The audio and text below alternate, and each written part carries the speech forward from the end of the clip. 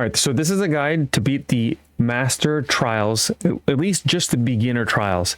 The first thing you probably want to do, which will help, is to cook food for attack up, level 3. That's 4 minutes. But if you cook 4 bananas and like a Farage horn, which is easy to get, that's level 3 attack for 30 minutes. And then probably a hardy durian, 1 hardy durian for temporary hearts. So then now I have complete hearts, and that rolls over or goes into the beginner trials. That's what I would do. So I'm going to show the trials in a little guide in a different way. I am going to show the speedrun strategy from player 5, which is essentially the most efficient way to do it, but there are some strategies that you can take from it. But then I'm also going to show a normal person who's not a speedrunner of how to beat this stuff also. All right, so let's start the beginner trials. We're skipping everything.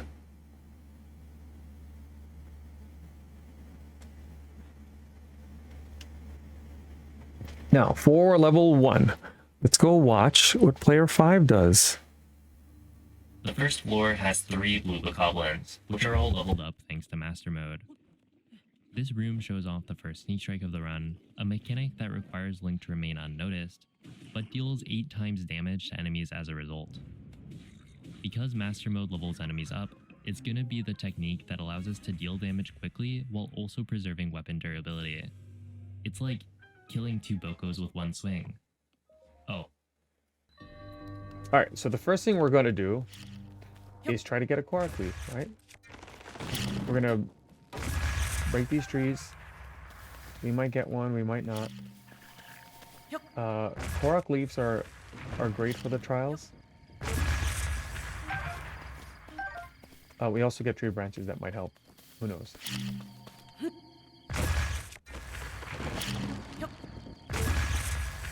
if I don't get a Korok leaf, I would rather... It's worth restarting. I think I can reach that tree without a note. Yeah.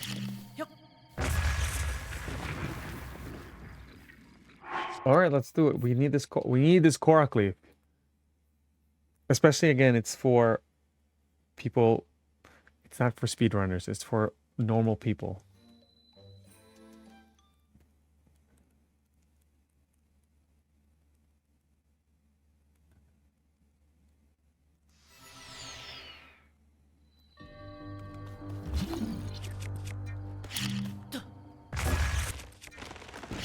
Oh my gosh, how long is it going to take to get this Korok leaf? That last try I got 2 Korok leaves. Leaves. Okay, there's one. So again, we need Korok leaf, and wood can help. There's 2 strategies I want to show you. One is jump bombs. It's faster. Yeah. The other thing, so when you're running away and they're chasing you, you jump and bomb, and then you can blow it up. Okay. The other strategy or trick I want to show is leaf, right? Leaf jump to cancel it. Leaf jump bomb. Yeah, that one's great. Leaf jump bomb. Okay, so first thing I want to try. Wait, I'm a member. Congratulations. I'm gonna try the speedrun strategy. I feel like it's not too hard. All you have to do is run. Okay, they saw me. So we're gonna fight them. Can they see me? Oh, they can.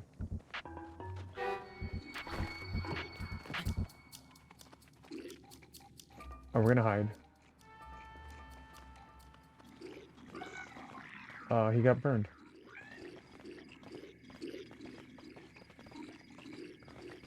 I cannot approve of this strategy because I didn't do anything. And also, he picked up the weapon, so now he's holding it. He's not going to put it back.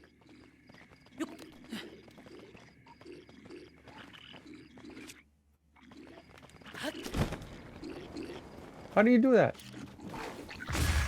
They all saw me this time, though. Oh, well.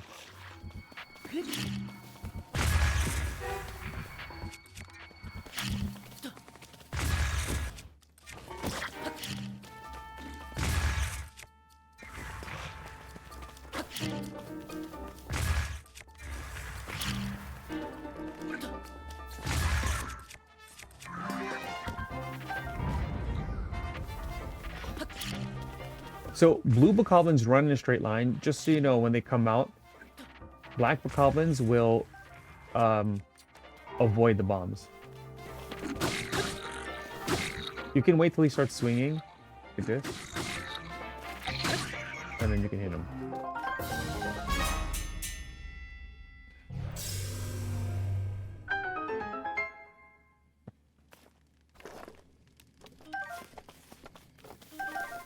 All right, we're gonna pick everything up. Again, in the speedrun strategy, they don't pick things up because they're trying to go fast.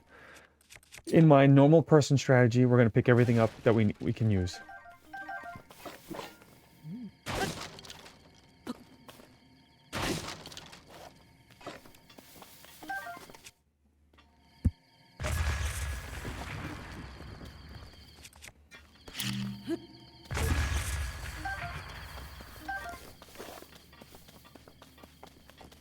And hopefully it doesn't take you 3 minutes to do this part.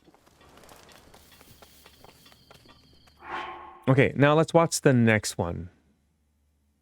And the 30-minute attack up meal that Link devoured before entering. Preparation beforehand is allowed, and having max hearts, stamina, and attack up helps a lot. Floor 2 uses the explosion of the choo-choo to create an updraft so that we can grab the hammer and bow. The hammer is pretty strong, so we can spin to kill the Bokos, but it's important to not let the spin get interrupted by random attacks, which is why I hit the Boko once before starting the spin. The right crate contains arrows, but they're random drops, so we have a different number every time. Okay, so we're going to explode the choo-choo and use its updraft to get to the top. And we're gonna, now the thing is we don't have to grab, if you can grab the hammer, go for it. If not, oh, if there's something I know how to do, it's this beginner trials, Danny. If not, we can use the weapon that we have. So we're gonna use our little bomb strategy here.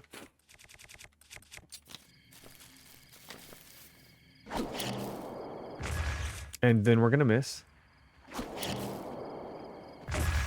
And then we're gonna miss. And then we're gonna miss.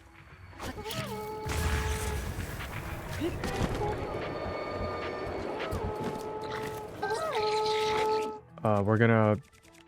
He dash attack this one. Just so he doesn't interrupt him, is what he said.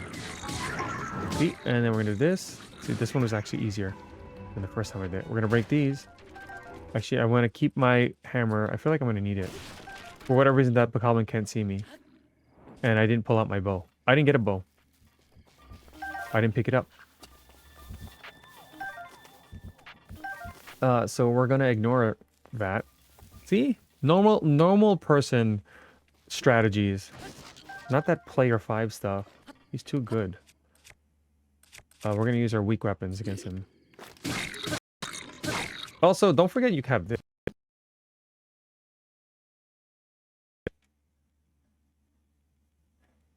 Am I playing a speedrun? No. Just a guide.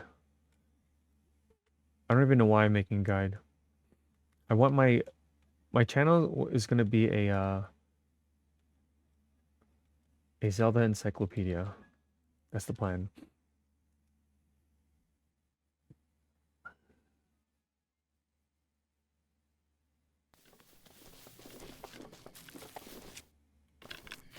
And if we want to bring this bridge down, that's what we do. I'm just getting this bow that I forgot, and these weapons. There's 2 bows. Alright, let's watch room number 3. This is the easy room. There are generally backups for normal arrows, like the 10 guaranteed in the barrels at the back, but the same won't be true for the elemental arrow drops later. Watch this cool Pretty trick. straightforward. It's just a bunch of choo-choos which basically all die in one hit. But for the second wave, we can time the hammer slam so that it has enough charge to reach all 4 with the same shockwave. Then, depending on how many arrows we have, we can use bombs or arrows for the final 4. Fun? Okay, so that's an easy one. Yes, Age of Imprisonment on Wednesday. I'll probably play Jackbox for like an hour. All right, so what we're gonna do, we're gonna use our little bomb trick that we have here. First I need to select bombs.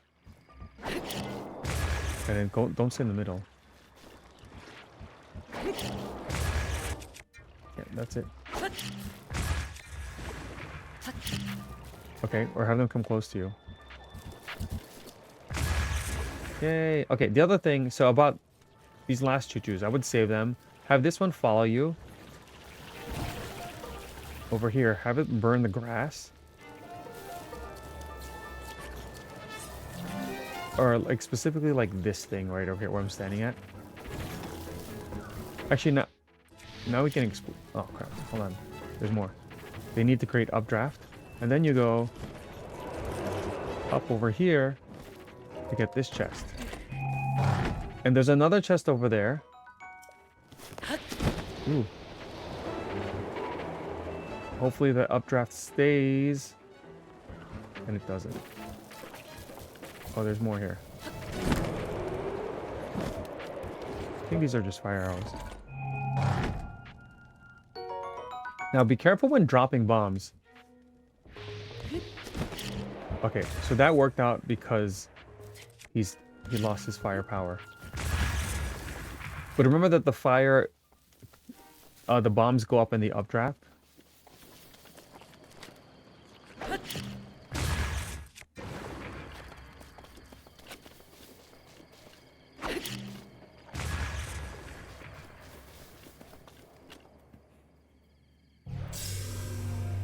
All right, there goes that room. All right, let's go see room number 4. Fact, you can headshot choo-choos by hitting their eyes, although I didn't get any this run. We start floor 4 by whistling and then stasising the archer at the top before it's the enemies so that they'll be in more consistent locations later. Stasis Plus is great for these kinds of strats since stealth is required for sneak strikes, but we also want to move quickly. And now we take things to the next level with sneak strike chaining. After a sneak strike, enemies immediately get up and turn around, so by moving Link to the other side before it gets up, we can get another sneak strike. Then we grab the fire arrows and shoot the black bokoblin with one so that it jumps around long enough to attack it 3 times and then jump around it for a sneak strike. The unique properties of elemental arrows make them really useful, but with the number dropped being RNG, it can definitely be a reset point. Luckily for us, the resets are really fast since there's no intro cutscene. The rest of the floor is just picking up other weapons and arrows while using the broadsword to take care of the remaining bokos. One fairly significant time save that you might not expect. Okay, so for this room, whistle, stasis the bokoblin with the bow, shoot him in the face, climb the ladder, drop the bomb. Now the whistle is to make, I think it's to make the black bokoblin go on the top floor. This is where Nico learned his tricks? No. I used none of this on the race. I wish I had learned this before. Stasis Plus? I don't think I used that at all during the race. I'm kind of upset I didn't think about it. So whistle, and then stasis, and then shoot him in the face. I'll shoot him twice, just in case, because why not? Oh, yeah. And then for this guy,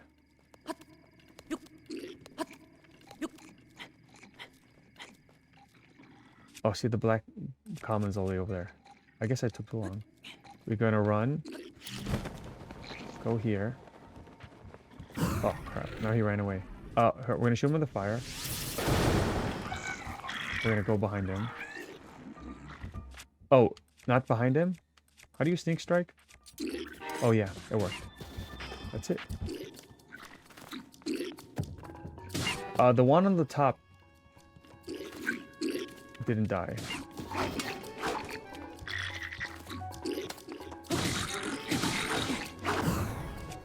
So now we're gonna just fight now. Let's use, I guess this.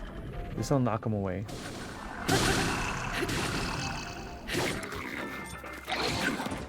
I got hit.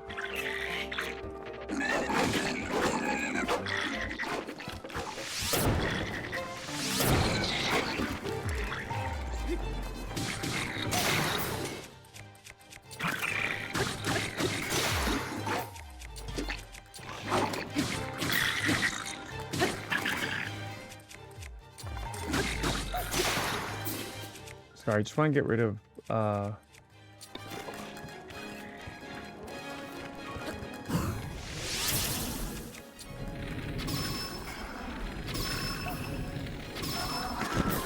let's run. Oh, my bomb fell. That's why. Also you, I'm ignoring you. I'm gonna get this guy. Rail this time. Oh, not only did the bomb fall, it didn't detonate. Thanks, Neil. You're so smart. Oh!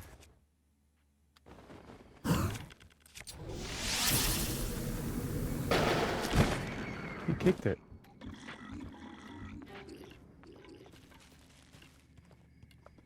Sneak strike? With what?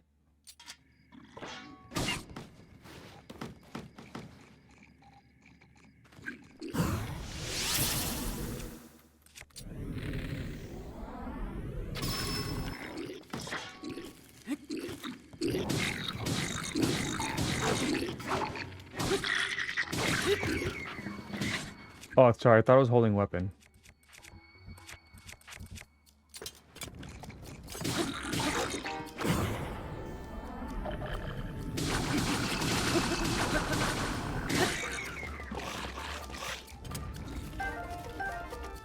Alright, and then we have these spike bats. They're really strong. Keep them.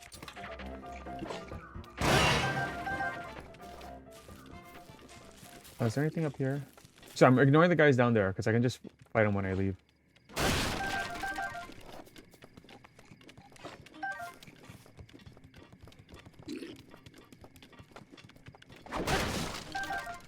So the strategy for the black bokoblins is I would climb the top until the bokoblins stop chasing you, and then wait till they do that. I mean, you saw what I did. Searching for you thing.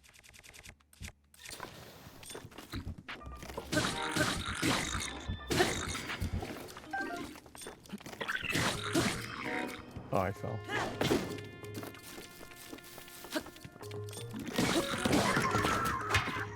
Cop.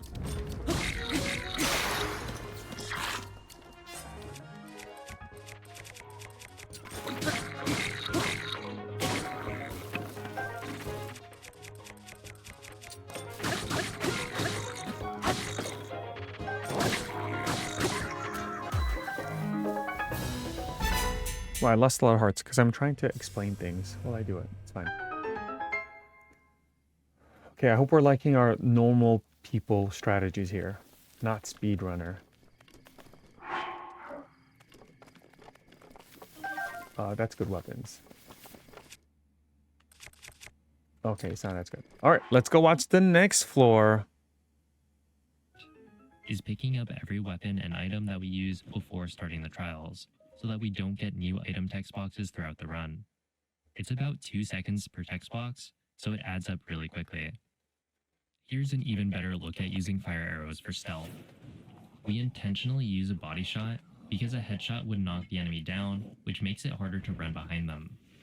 Then we drop the lantern on the bomb barrels to hopefully kill the bokos inside. Another benefit of fire arrows is that fire can deal a lot of damage if an enemy gets stuck standing in it, which is why I shot the ground instead of the moblin. It was supposed to hit the grass, but I missed by a bit. Inside the skull, we get... All right, so he obviously made that look easy. We're gonna try the first part where I'm gonna shoot the moblin with fire and try to run behind him and sneak strike him. He did it with an iron sledgehammer. I'll use this since that's also 12.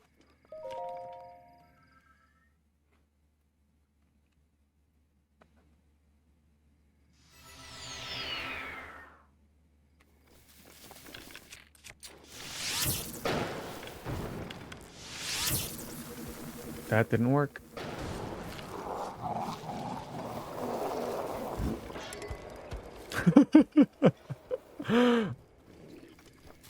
Oh, well, alright. This isn't what you don't want to do. Alright, I'm going to reset this room. I'm not going to reset... The way I'm going to reset the room is I'm going to just climb this wall. I'm going to wait on top. They're going to completely forget about me. And hopefully they go home. Alright, so we're going to fight this guy first. One of the strategies he did was burn the floor. By burn the floor, I don't mean dancing. Except he's not standing on grass.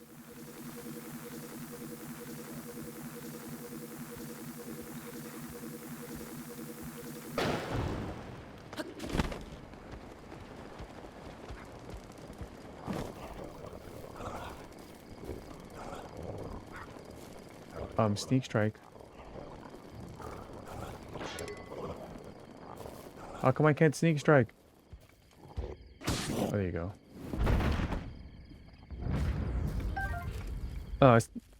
Yeah.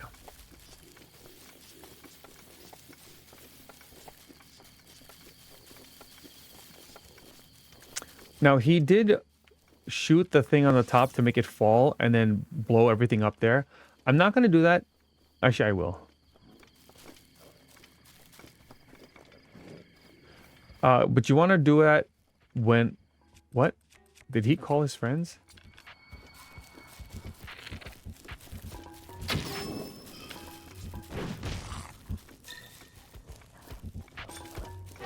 Oh, where's my shield?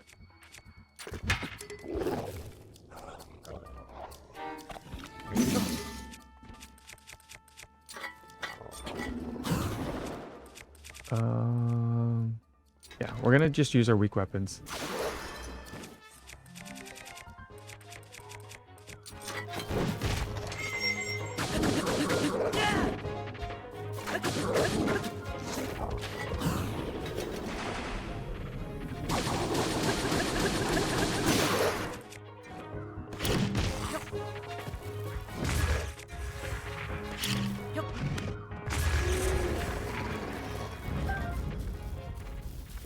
Alright, so there's one quick strategy I would do is get as close as possible here, and as soon as everything explodes, run inside and start spinning. Hold on. Which weapon do I use? We're gonna use this. Hold on. I'm trying to save my strong weapons. I want to use this because it's gonna get burnt. All right, let's use it.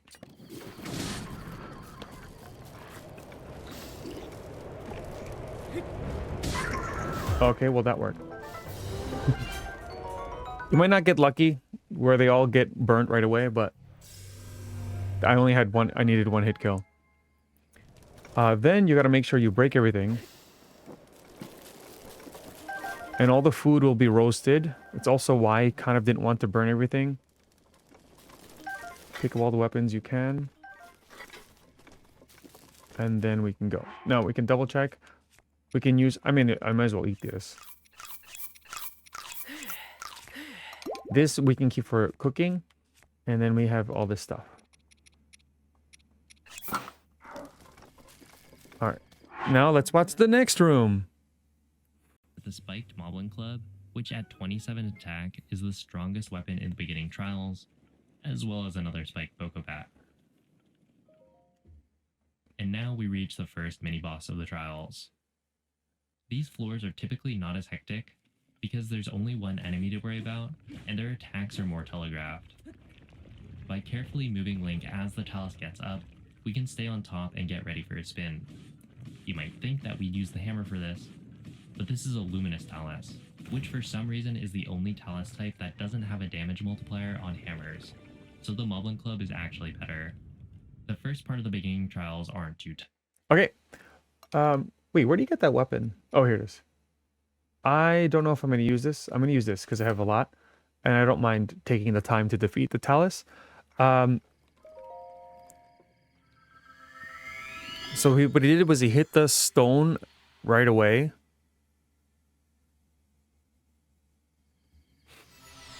and then climbed on top of him.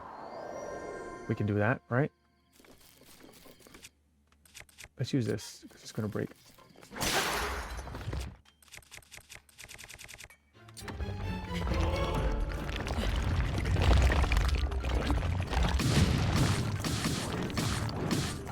Alright, wait a few... Look. Oh, I already... Sorry. That's it. That's once. And then let's use the hammer. He fell because I broke it. They get stunned when it breaks. Now, what you want to do... Every so often, come off. Shoot him to stun him again. That'll probably help. Neil, good night. Oops, I forgot to spin.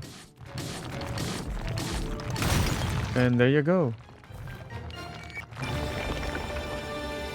I believe there are eggs on some of these trees.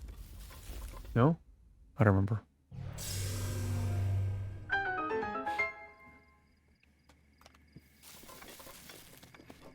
Alright, because this is the first mini boss, the next room is a break room. He's gonna... The speedrunner's gonna skip it, obviously. But not us, because, you know, we're a regular person. So first of all, there's a fairy. You gotta be quiet to get the fairy. There's only one. For some reason I thought there was two. So make sure you grab this fairy. And then we're gonna grab these chests.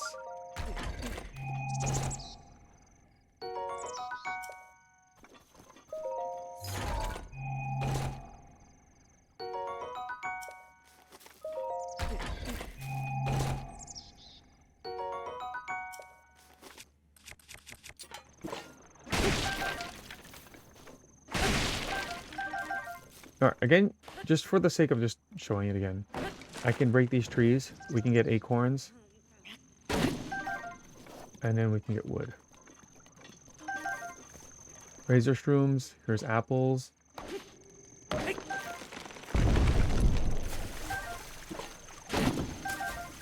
Okay, and then, can't see with all these trees. There's fish here. I'm gonna just blow them up so I can grab them easily. So they are armored carp. I mean, if you don't... For cooking strategies... If... Besides mushrooms, if you have materials that do opposite, like different mods, they're going to cancel each other out.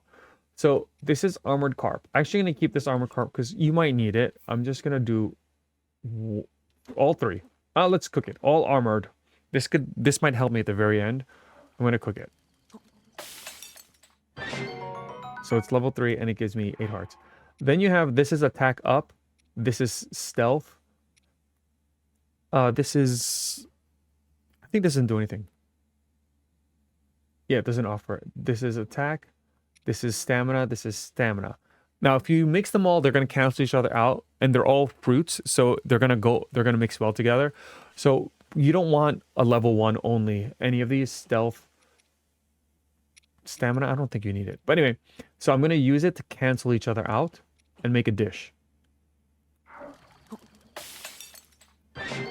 So now it's all hearts. And all of this will be... It doesn't matter what you... You can cook less. That equals 11, that's fine. Like, I can cook 2 of these.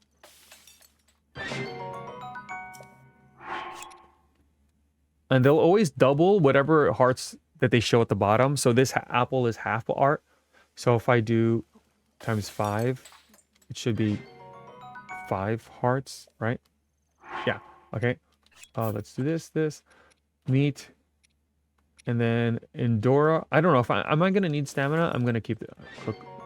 That's, I don't know, just because. Obviously, don't cook your fairies. And then for wood, each wood cooked equals a quarter of a heart. Ooh. I don't know if this is worth it for you, but it's something worth trying out. Something worth doing. Just don't take too long, because you're using time on your attack up dish. So we're actually going to move on. I think I'll survive. I might as well cook one more. And also remember, if you have full hearts and you get hit completely, you can never... Oh, actually this helps me get exactly... Oh, one more. Full hearts.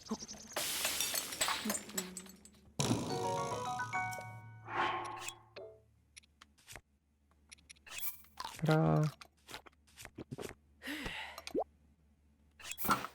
I don't know. I guess I'll use this. I have so many weapons now. Alright. Let's go check out the video for the next room.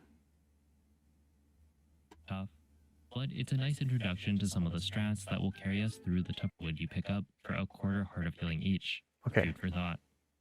Floor 8 gives us a nice change of scenery and is possibly my favorite room in the entire Trials. By shooting the first arrow a little beyond the choo-choo, it draws the Lizalfos together so that we can shock them by then shooting the choo-choo directly. This brings them close enough together that we can go for a double sneak strike.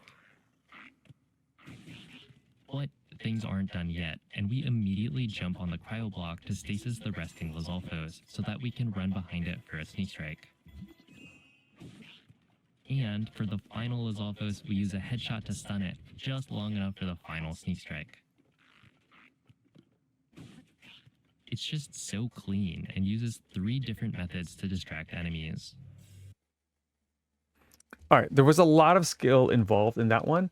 We're going to use less of a skill. I'm okay with the first strategy. That one doesn't seem too difficult. I mean, he did like a shield surf cryonis bounce thing. We don't have to do that. We're going to go left.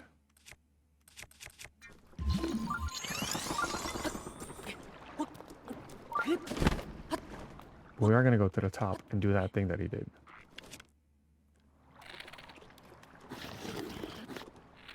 Okay, we're also going to fall because we have no balance. The other thing that he did, which is kind of cool, was...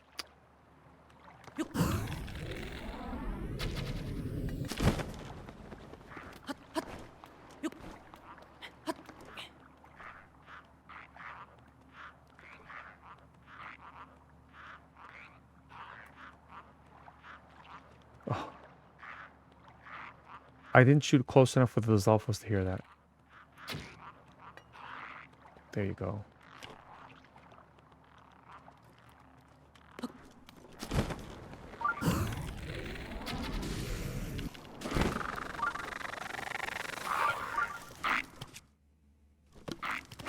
Oh, see? I messed it up. Now we're fighting.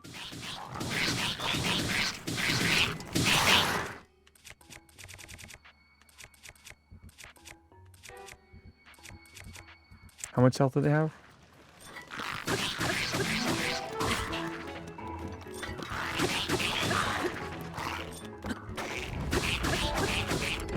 It still was worth it though. I like that strategy. I've never thought about doing it that way. So it was cool to watch it. And don't forget you have stasis to fight them. Okay, there's fish here. There's throwing spears. Oh, fishing harpoon. And notice how my sensor is going off. Because there are treasure chests here, which of course he didn't mention because he's speedrunning. I don't know what this is for. Is there anything in here?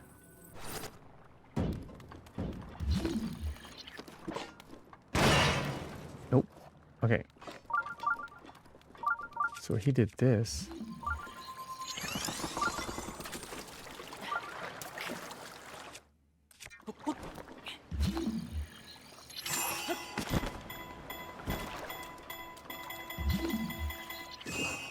Oh, that's fun.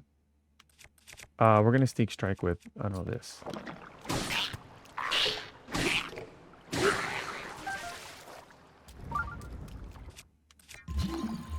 Yeah, that's cool. Definitely never thought about doing that. We're gonna grab this item.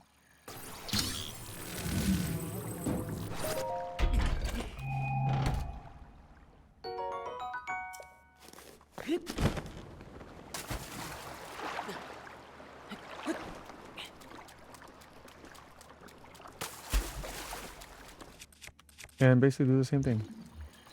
Oh, I think he headshot him. That's more fun.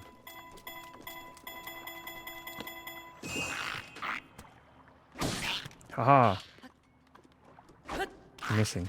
Okay. Can't carry any more weapons. I have so many. So many to choose from. And there goes that one. Alright, the next room. But not all rooms are created equal, and this next one isn't quite as exciting. We snipe the Octoroks, and with enough arrows, the fastest strat is to headshot the Wizrobe 8 times. If I'm low on arrows, then the strat is to use one headshot and then stasis plus a two-handed weapon spin with one of the bats for the kill. However, this was the calm before the storm. In my opinion, floor 10 is the hardest floor in this entire Okay. Hold on. seem like nobody playtested this in master mode. But for strategy going in my opinion, and then stasis. Okay, I'm gonna stop it there because then he says something about the next floor, which is, of course. All right, so let's do it. Notice he said snipe the Octoroks. They're gonna see you. They're gonna shoot you. So shoot them quickly. There's one on the right, one right in front. And of course, I would use my weakest bows because, it's Octoroks. And this one you can just eyeball them. Oh, look at that. Anyway, also there are items here. There's that one.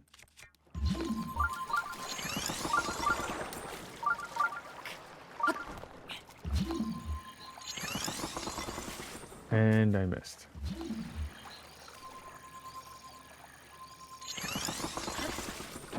And I missed.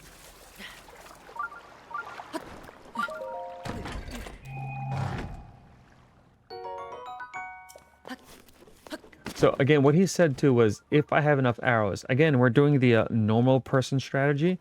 So I have enough arrows. The other thing you want to do is, might help, it's when you shoot him, make sure he's above that little island. Like he is now. Oh, I don't have my bow out. Okay, hold on. Hurry.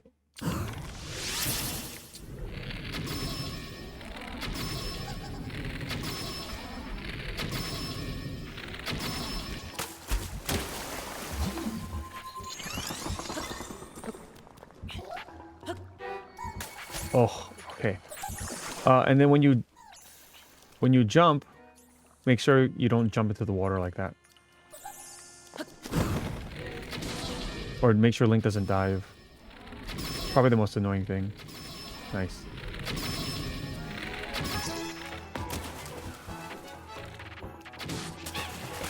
Alright. Oh, and get this lightning rod.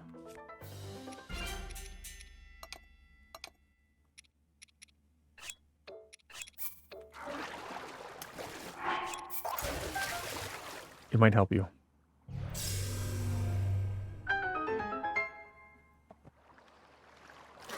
The most damage each... I can't talk. The most damage each Savage Lionel weapon has.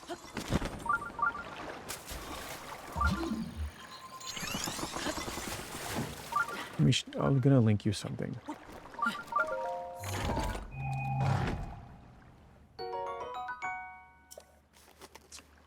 This bow might not be worth it.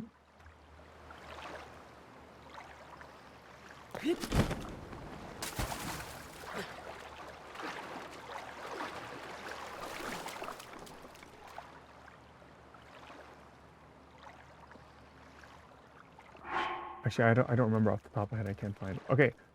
So for the next strategy, let's listen, because this is important. Plus a two-handed weapon spin with one of the bats for the kill. However, this was the calm before the storm. In my opinion, floor 10 is the hardest floor in this entire challenge if you don't have some sort of strategy going in, and it makes it seem like nobody playtested this in master mode. But with the strats I've explained so far, we have the building blocks to make it a piece of cake. Immediately, we run in and stasis the first Lizalfos and headshot it before it alerts the others. Then, we crouch lunge towards the left Lizalfos and sneak strike it using the Moblin Club. Silver Lizalfos regenerate way too fast, so in between sneak strikes, we use a headshot to prevent any healing. After 2 sneak strikes, we swap to a bat to preserve the last durability of the club for later. Moving on to the final Lizalfos, we use the fire arrow strat so that we can run over instead of having to crawl. But this time, if you headshot the Lizalfos, it'll fall in the water and kill the run, which is surprisingly easy to do. Instead of headshots in between, we use extra spin hits with the bat since the bats are weaker and need more hits to kill. I'm interested in what other people thought was the hardest room, so leave a comment down below and we'll... Okay. So, like you mentioned, this is arguably, many people might agree, this is the hardest floor of all the trials for like a casual play. So there's a Lizalfos right in the middle that's going to notice you and call its friends. So what I used to do is I used to jump off the bridge and shoot him in the face. But what he did, which is smarter, just run straight, stasis him, or stasis, then run straight, then shoot him in the face. So we're going to do that because that makes more sense. Also, by this time, you should have attack up still. This is probably the most important room to have attack up.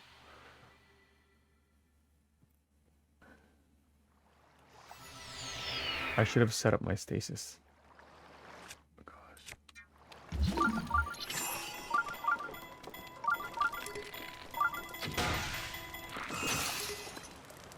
Uh-oh. I shot extra. I'm hiding.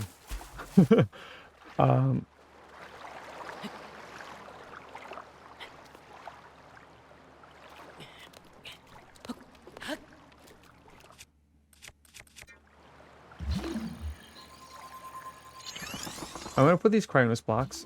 I feel like they help me sometimes because I can hide behind them if I need to.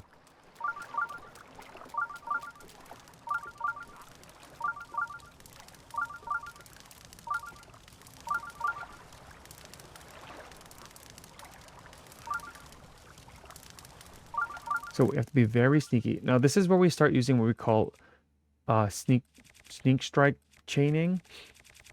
It doesn't matter which weapon you use. So I'm going to use let's just say the stronger weapon you use, the faster it's going to get through. So we're going to use, I guess we'll use this. No, we can do it with this 12. Oh, 15. So we're going to stasis it, just so we can get closer.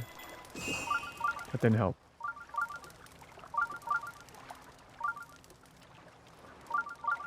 So we're going to sneak strike. And hopefully it doesn't fall off, because if it falls, then get behind him. He's going to look for you, then sneak strike again. Go on the other side. It's going to regenerate health very quickly. That's the problem with this floor. So you can shoot him while you do this, but I don't have enough skills. So we're going to just keep repeating this, because we're not speedrunning. We're a normal person.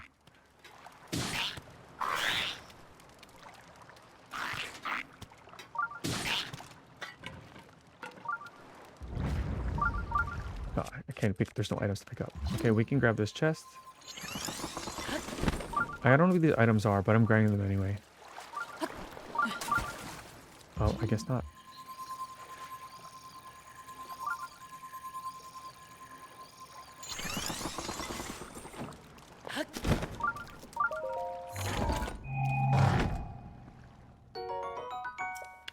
Dude, that's kind of worth it.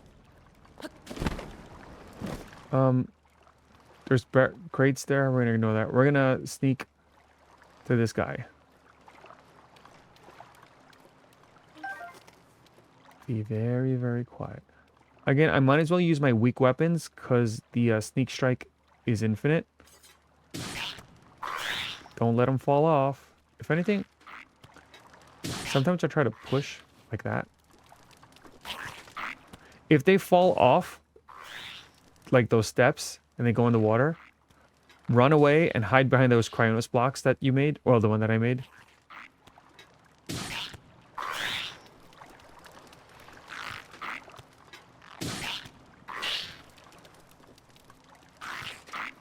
And we did it!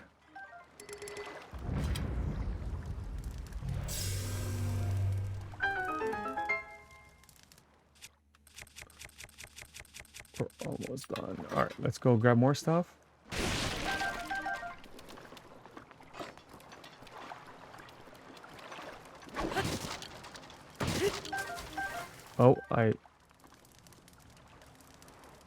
Oh, let's get it.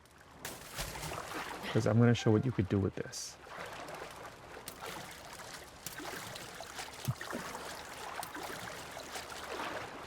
Oh my gosh, Link, really? All right, this next room is kind of, I'm not going to say impossible, but... We'll see what really gave people trouble. This brings us to the largest room in the trials, and the only wind bomb used in a non-Master Sword room. It's a bit tricky since there's super strong wind, which, ironically, can make wind bombs fail by slightly shifting the bombs out of position. So we're not going to wind It's also bomb. not quite tall enough to allow for a normal cardinal wind bomb. The goal in this room is to launch all the enemies into the water so that we don't actually need to deal with them normally. Most enemies, unlike Lizalfos, can't swim, so bombs and two-handed weapon swings become super effective. Then we can snipe the archers from the top using some visual cues for the faraway ones. One thing I haven't mentioned yet is that there's a small delay between killing the last enemy and being... All right, so that's basically it. What he did was wind bomb to the other side and used a two-handed weapon to knock him off. We're gonna just swim there, so we don't have to show wind bomb. We're gonna snipe the archer bokoblins first.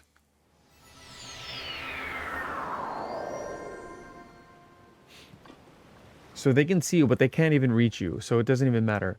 Now the thing is, they're gonna tempt you by seeing this raft, and then you break it, but it's windy, so it's gonna take you along the way. We're not gonna do that. We're gonna go here, and we're gonna break that apparently. Also because there's an item there. So we're gonna get close to this bokoblin. You're gonna see its range. Oh, okay, I think that's basically the range. So I'm not gonna get any closer. Yeah.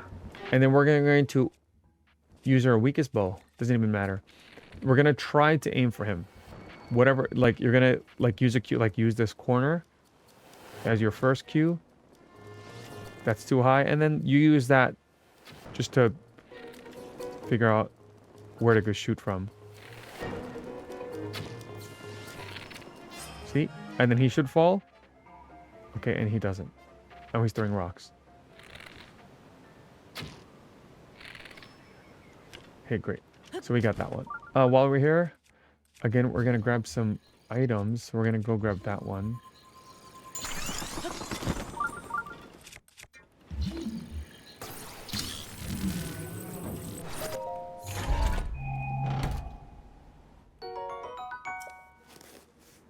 And the same thing for this guy.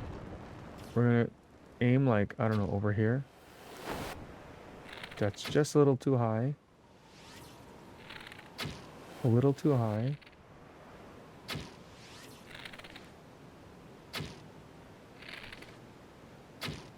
Nice.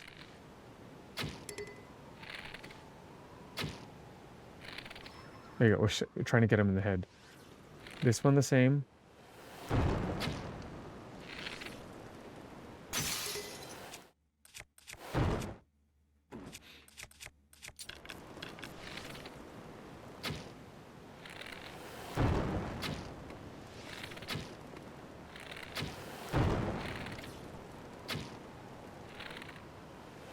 Be patient.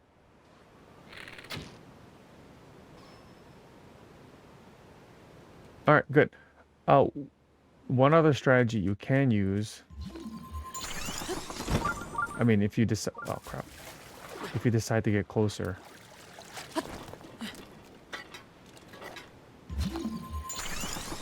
Oh wait, there's one more arrow. Oh, okay, I got him.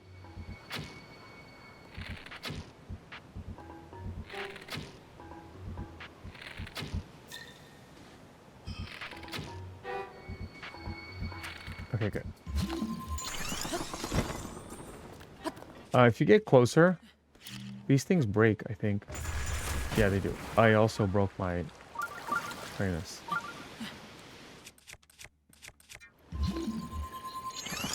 And with that breaking, you can get this treasure chest. Alright, I still have 3.5 minutes on my attack. Hopefully I can keep it for the last one. And then for this last strategy, he used the attack double-handed weapon. We're not going to do that. We're going to use... Oh, you can also use bombs. You could also use this. And also remember, you can aim this.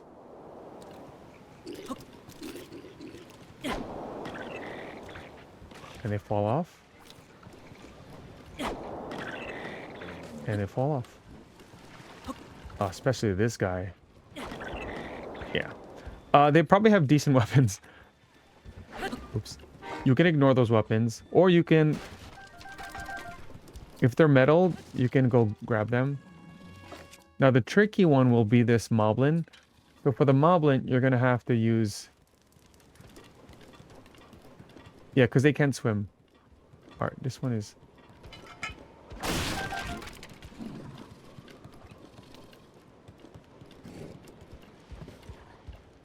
Go under the moblin, like that. Oh, of course, he fell there. Oh, you can't block.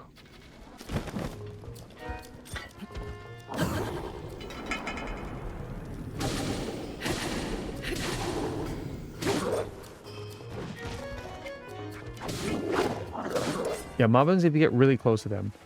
And there you go. Oops, I hit my mic.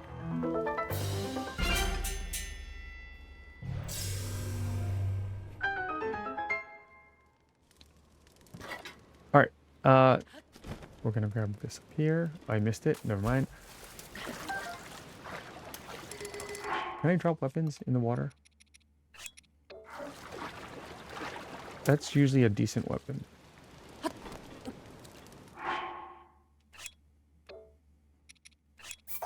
We can drop your weakest stuff now. Like all of it.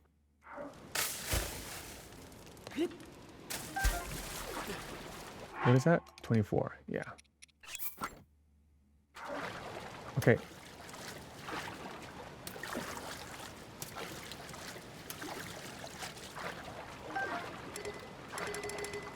I think that's enough.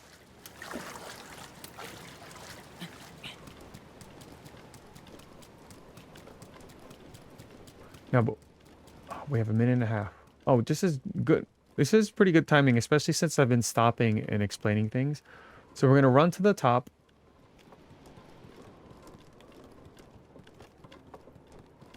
I have a minute for it. So the last thing I'm going to do, let's drop this.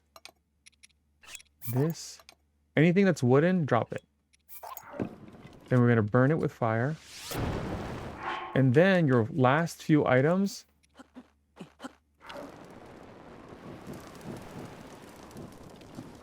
You're going to drop it in the fire. Nope, hopefully they don't fall off. They're going to get roasted.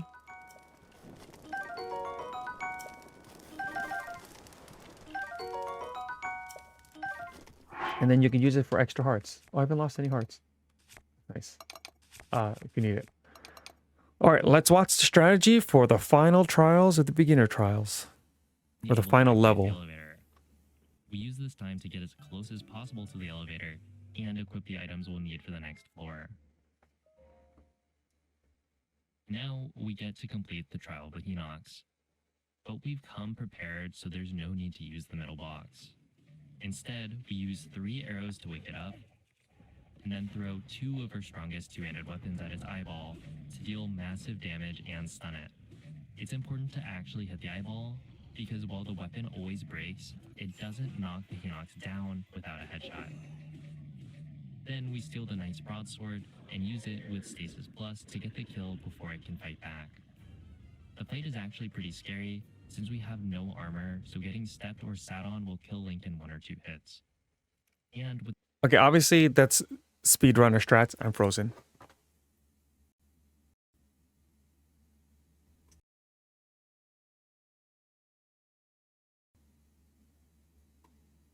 Hold on.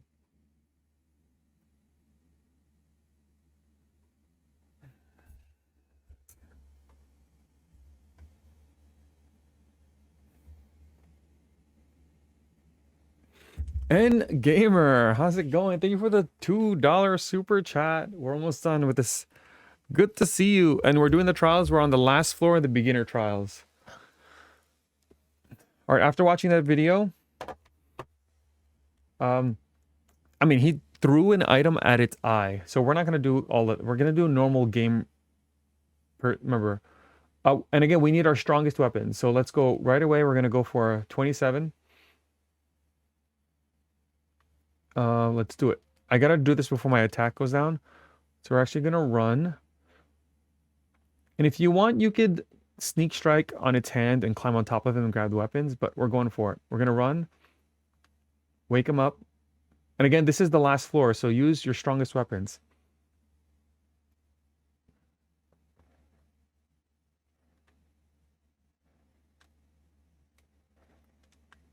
Oh, crap. Uh-huh. You hit him in the toes. Okay, shoot him in the eye.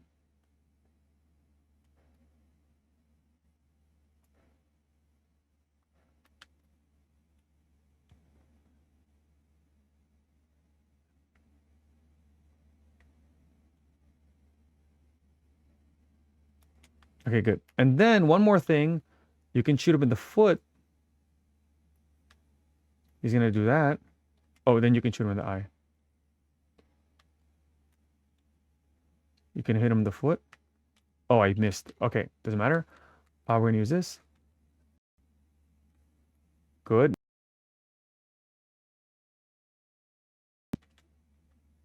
There you go. Then you can shoot him in the eye.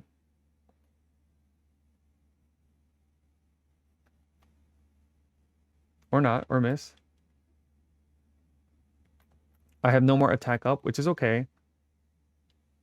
I would have killed him already, but I just want to show more strategies. And that's about... Oh, okay, I don't need that. Use 24. Oh, and just for fun, we're going to throw this as our final goodbye. Oh. Oh, that didn't work. I'm dying. Oh, I thought that was my final hit. I'm trying to be cool.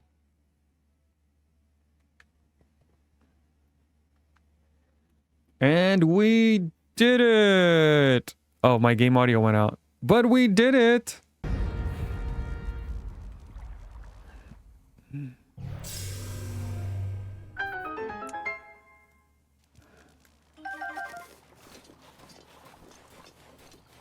Yay! And then...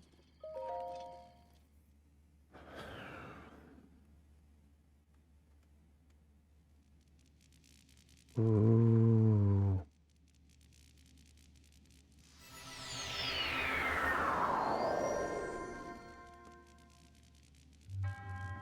The one chosen by the sacred bread, I commend your efforts in this trial. Oh, I skipped everything. He also, like, wind bombs. Speedrunner strats. I messed up.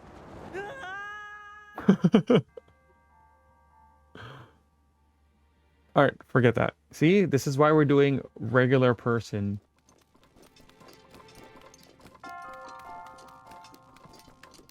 This is the same chamber of, like, I think when you fight Ganon.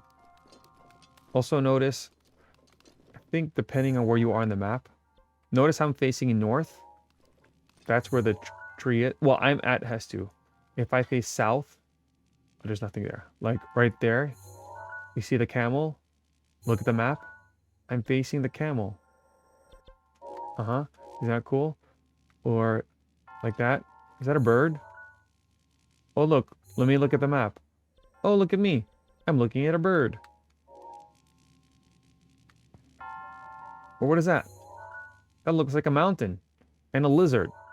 Look at that. I'm not facing a mountain or a lizard. I think that assumes... Oh, I'm supposed to be in the Hyrule Castle. Because if I look north, I'm supposed to be facing a tree. I'm at the tree, so it doesn't count. Dueling Peaks. Lanayru. Anyway. We did it! Quest complete. I hope you, if you're watching this as a guide, I hope you get through it.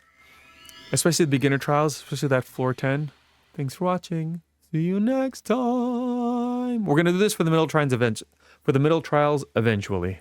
That's the plan.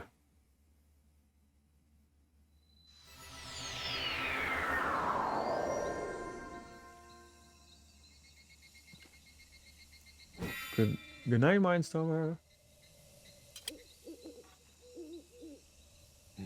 Ah, you finally returned. You look stronger than when I last saw you.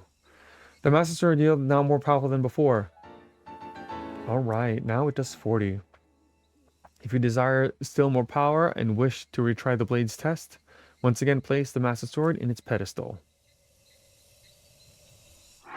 Alright, we did it. It's slightly brighter than before, I think. No, not really. Is it? Oh, whatever.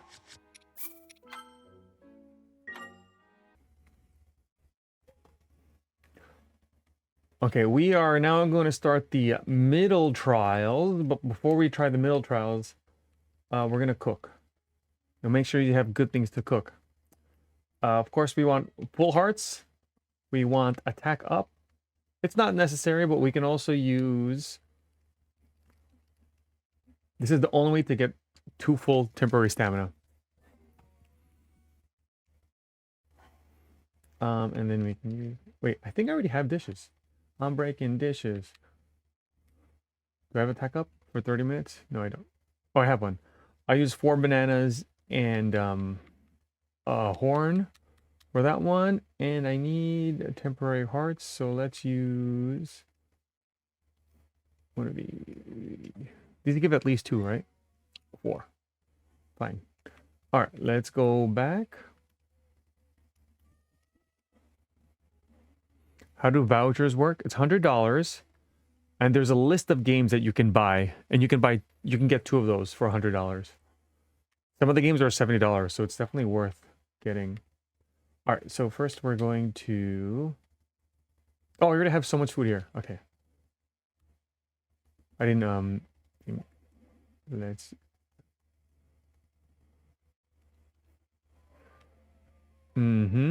And then right before we go, we're going to use attack up. All right, I'm going to use attack up. And the way we're going to do it, we're going to watch a speed run at the same time. This is from player 5. Obviously, we're not going to speed run it. We're going to use the strategies from the speed run. So it's half speed run, not half, but some speed run strategies, some, I'll call it normal person strategies. Let's go watch this first one. Here it is. Around 6 minutes of the overall run, which isn't as much as I thought, but that's still like 17% of the run. The middle trials start off with constant updrafts, which results in some pretty interesting movement that you don't really get to mess around with other than places like the flight range or during mid-outentry. The first thing we do is bomb a Boko and grab the club to sneak strike it to get the axe. So we might be able to do that part. Boxes and barrels, and can also be used to knock enemies away, which with the existence of giant pits in every level, is quite useful. The far wall gives us a bow, which we immediately use thanks to the infinite updraft to headshot the rest of the goblins. You can probably see why the updraft area is fun. There's more arrows in the barrels, and then after picking up the shield, we're good to go with a full set of equipment. Alright, so for this one, we're going to do basically the beginning part, but I also, again, we're doing a normal person run, so we're going to try to collect everything. We're not going to just try to get through it quickly. All right, so we're going to save first. And let's begin the middle trials.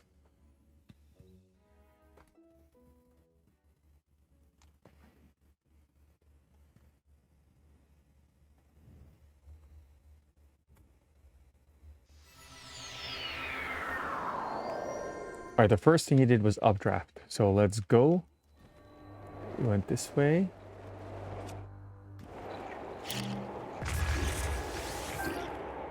And I missed.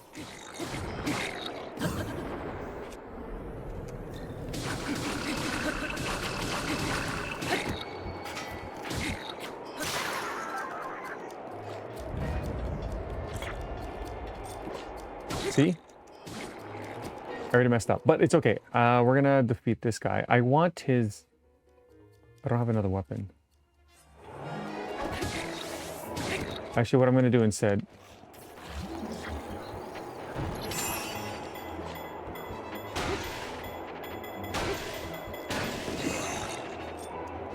Okay, I wanted those barrels.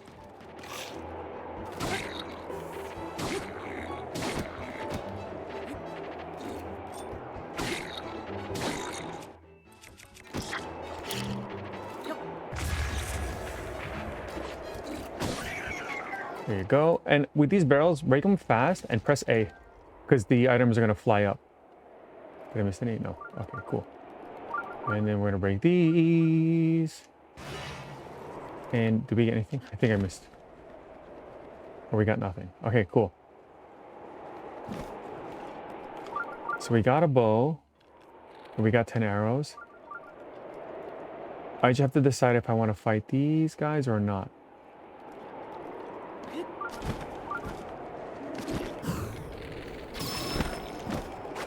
Ouch. Already got hit. Alright, we're leaving. Let's go down here, grab these things.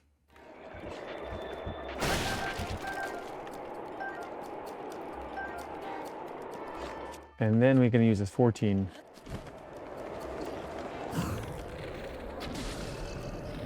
And we can headshot the rest.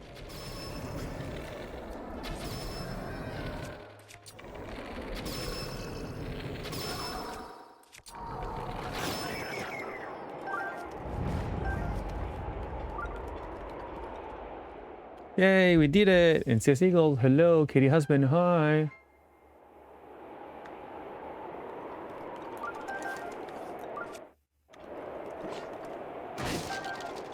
Get these arrows. Gonna get some food and some fire arrows. Okay, next, let's watch the next part. Floor 2, shall we? There's some fire arrows in the crates as well, but we don't need them. I only got 2 fire arrows anyway, so... Floor 2, we immediately whistle to alert everything and headshot the first wizrobe so that it falls into the abyss and dies. The second wizrobe is around the corner, but because we whistled, it will always be above the abyss instead of above one of the platforms. Those guys have fire rods, which are pretty useful, but we don't have good enough equipment right now to kill them, so we just let them fall. The last Bokos we kill by dropping them into the pit, which can be done in one bomb if they're positioned properly, but sometimes it takes a little bit more persuasion. The Spear Boko is kind of annoying since it can stab Link while he's jumping to drop the bomb, but otherwise the room is pretty easy. Okay, so for this room, we're gonna... The wizrobes, I'm gonna do what he did and let them fall into the abyss. Actually, no. I'm gonna try to kill the second one. He uses a fire rod later and he breaks it. So we're going to try to keep it. Hannah, hello.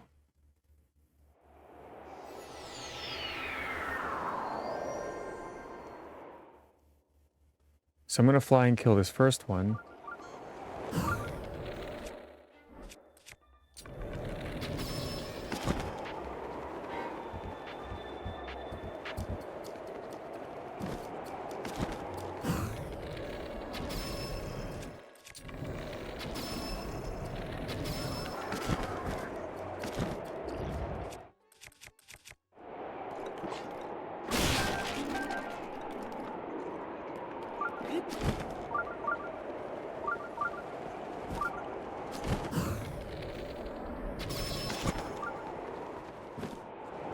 Oh, he fell. Okay, never mind.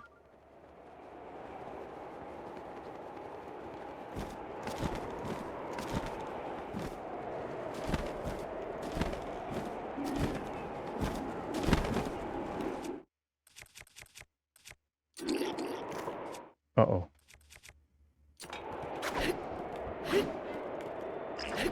Okay, I'm gonna read.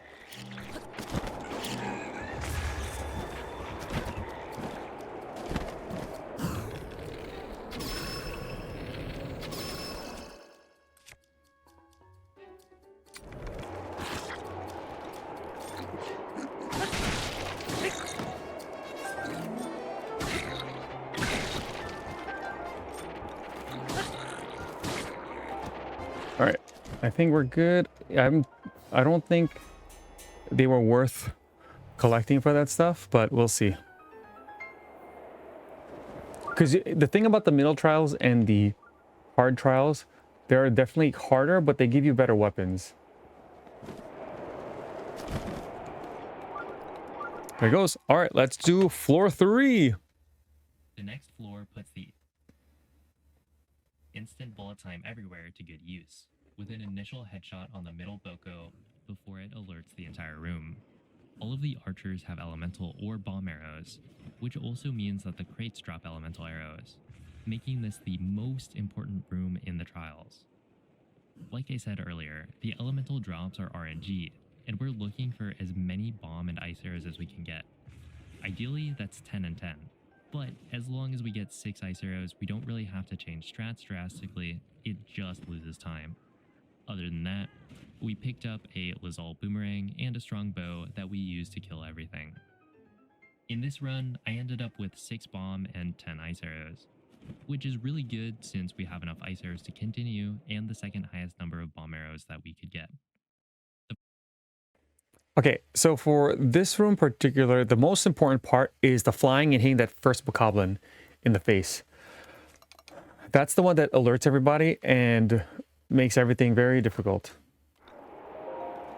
So maybe it was good to have that one bokoblin if I could have gotten his sword, but I think we'll be okay.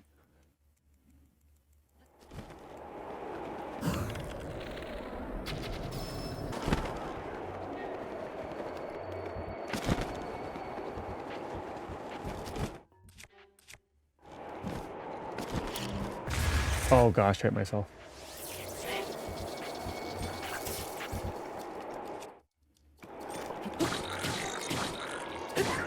I assumed I killed the other one. Yes, okay, good. And also, they're the black bokoblins, so they're a little stronger. It's kind of why you kind of opt to like just let them fall into the abyss. And for the rest, we're gonna just fly and shoot them, and hopefully we'll be okay.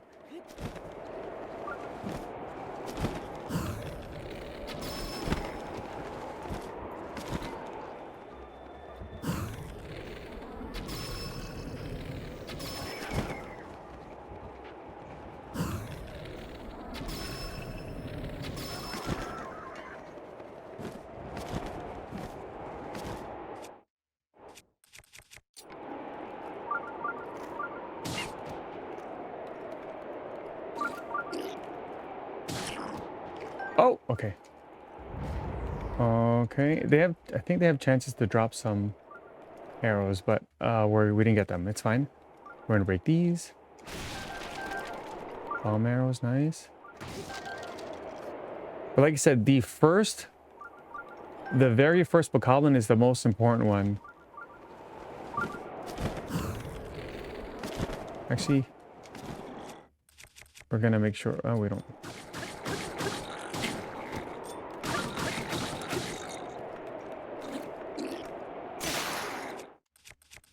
We don't need these, so let's use them.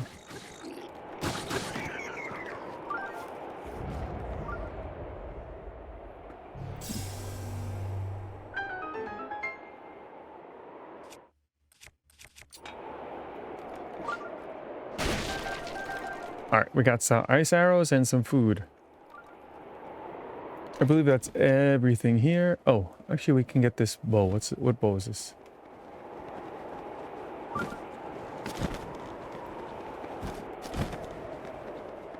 Oh, that's a good swallow bow.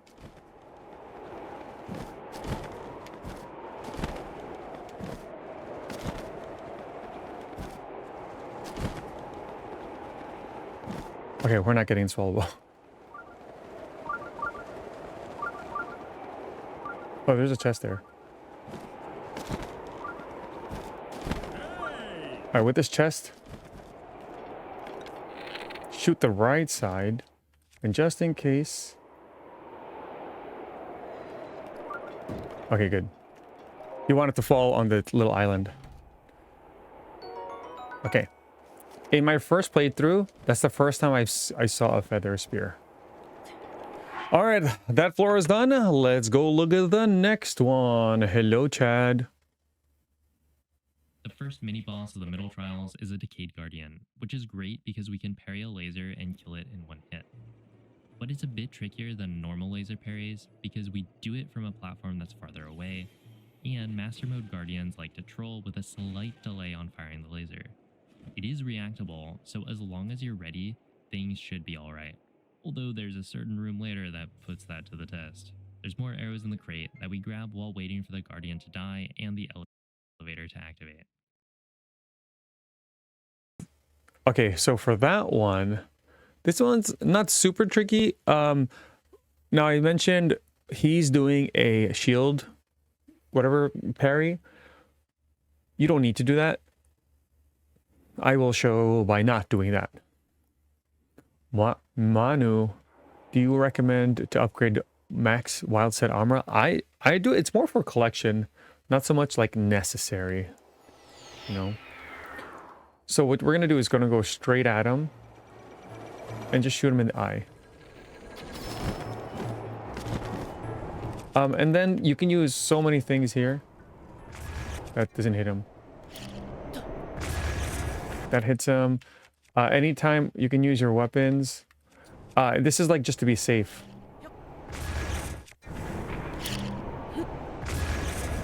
Is that not hitting him?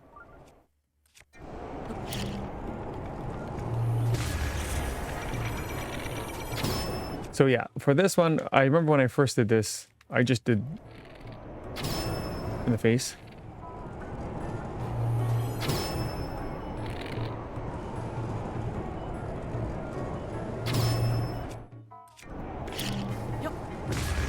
Oh, there you go. That's a little risky because I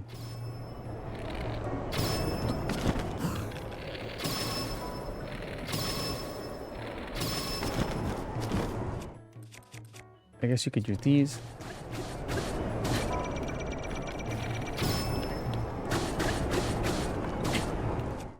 And then I'm going to save this bow a little bit because it's kind of my strongest one. All right, there you go. Yeah, upgrading the wild set. I don't even know if that does it do anything. I don't know if it's worth it.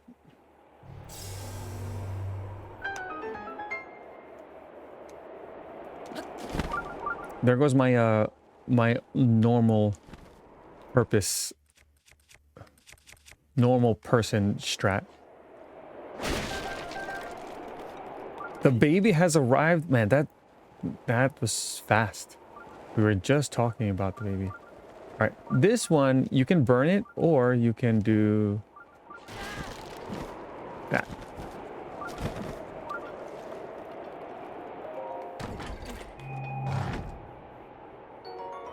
And there goes the bow.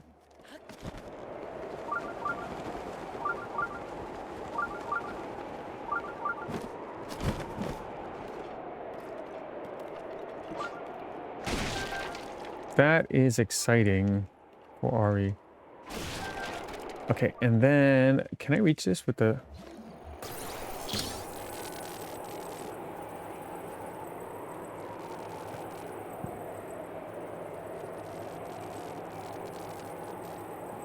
Alright, fine. I guess you can't. Before... Oh, there you go. Come down. Hey!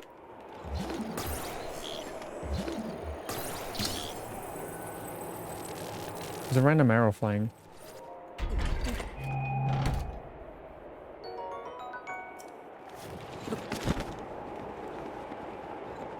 I'd like my arrow back. Can I not get this arrow? This arrow has been glitched. That should be everything here. All right, moving on to the next room. Here's break room number 2. And this time there are fairies, which can be a good pickup if you're low on hearts or worried about dying. They're not even a huge time loss, so it's definitely helpful for the learning phase to pick them up, especially since the upcoming floors can be pretty tough. Okay, I guess next is break room. Again, also, we are timed for the attack up. So we don't want to go take too long with some of these stuff, but here we go. For the fairy, I think you can crouch and jump, but just in case. Also, actually, woodcutter's axe, let's use this here. till it breaks. Food. More food. Climb the trees too. I feel like there might be some nuts or eggs up here. I don't remember. Okay, I guess not.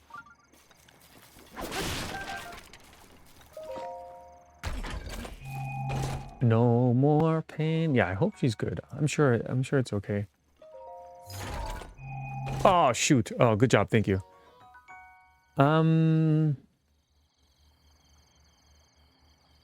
Okay, anyway. I didn't do much. I got the fairy. I broke the boxes, opened the chests. Good thing it's the break room. I remember staring at the screen, thinking I was supposed to do something. All right, let's get these iron shrooms. Get these apples. Remember, if you don't mind using some durability, wood, you can cook wood for a quarter of a heart. Oh, look, you can get acorn. So it might be worth it to you, might not be. Just an idea. You have fish here.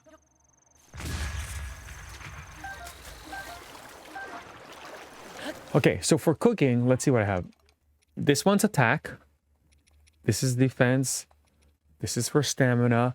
The ones that have like specific, what do you call it? Mods, and you don't need them. You cook them all together. Like I don't need stealth, and I don't need speed, and I don't need the cold. So if I cook them together, and they're all fruit or mushrooms, they're not going to make a bad dish. So we're going to cook them all together. I think that's it. Oh, and defense. Oh, it doesn't matter. Hold on.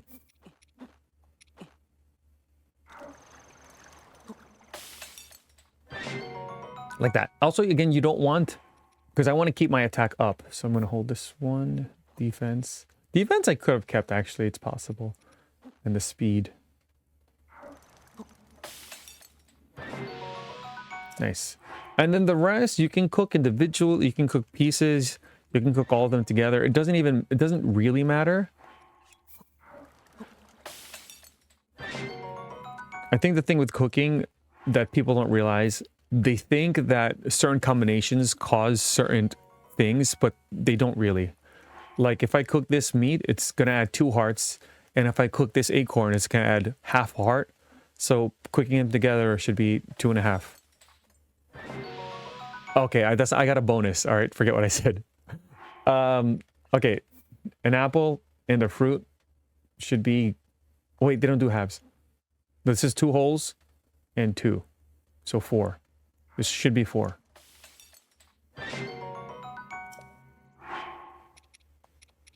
Endora shroom, we're going to cook 1 because you could use that for stamina later. And whatever, yeah. These don't add bonuses, so we're going to just cook them. That one was a...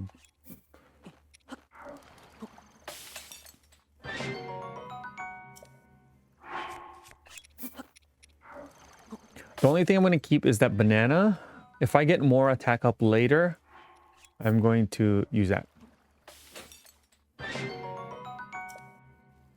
Alright, and then we're going to keep this torch. I don't think the torch is necessary.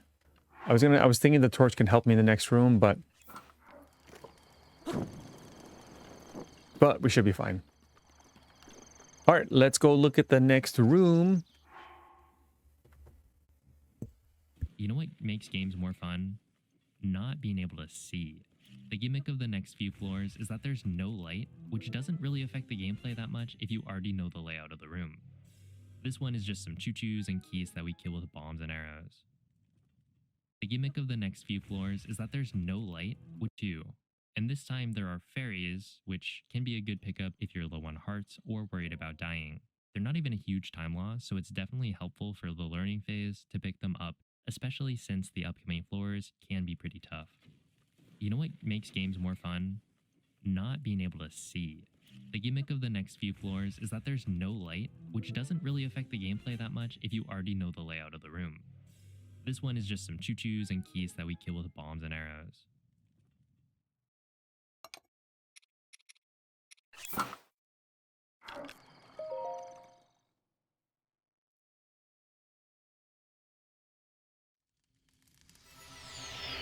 Okay, so this one just choo-chooing keys.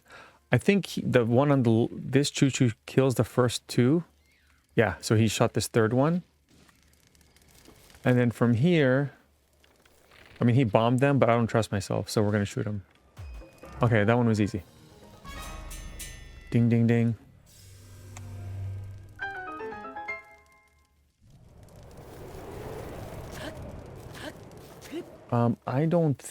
I don't even know if there's any items here.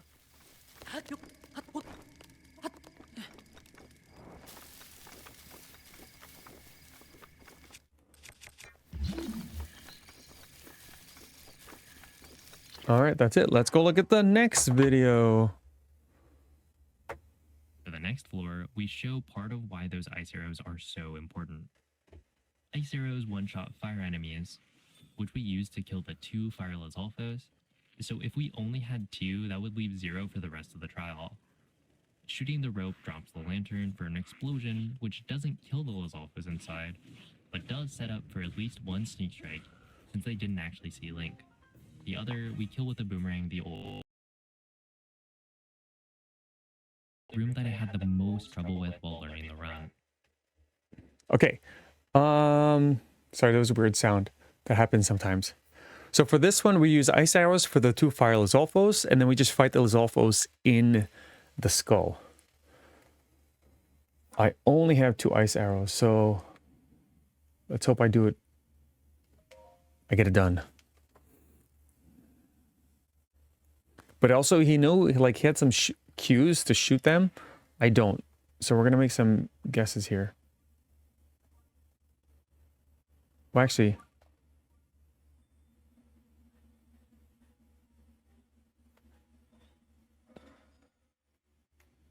I was gonna also say you can see its eyes.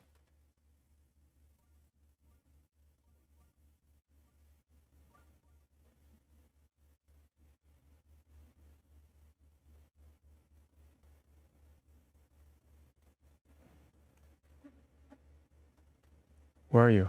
Oh, I can see him. Oh, he's hiding. Good job, Nico. And then these. Oh, this one flew outside. That's funny. Let's just beat him with this. We're gonna just keep fighting this one.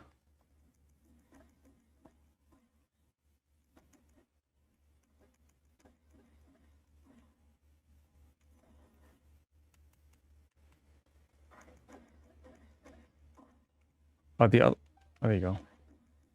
The other one is getting health right now. So I don't know. Oh, there we are.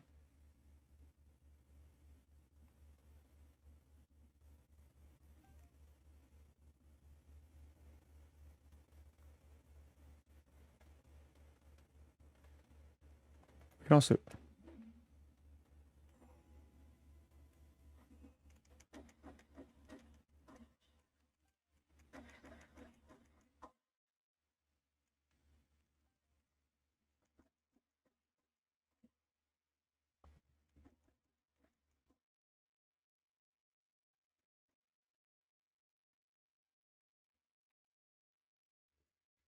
Alrighty, so this one is done. Obviously, it's nice having that one video. If you're watching, oh, I lost this weapon. If you're watching this as a tutorial, you're watching me watch a tutorial. You're watching a tutorial that watches a tutorial. Just making sure. For some reason I thought there might have been something up here. Nope. Okay, let's go. All right, next. Let's go. Almost all of the strats that I use, I learned from watching 815's world record, which I'll leave a link to in the description in case you want to see perfection.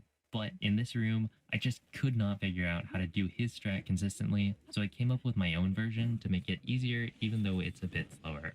After climbing up the wall, we jump backwards to use bullet time to kill the wizrobe with an ice arrow.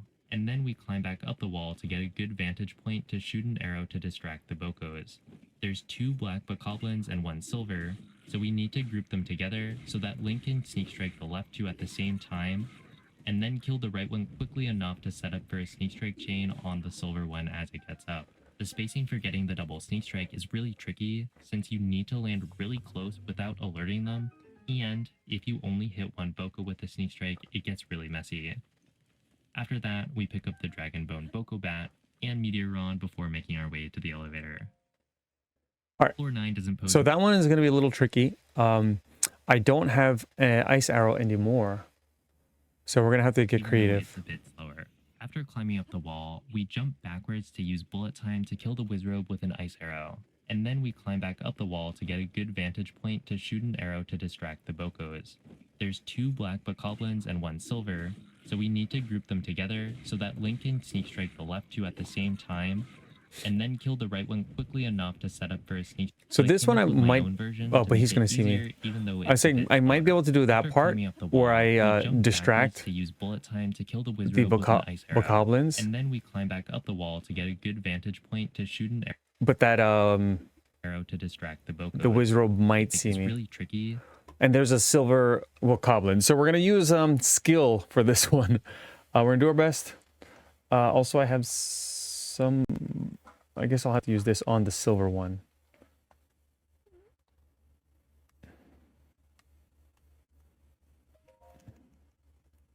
Oh, also I have pants. I forgot to put my pants on.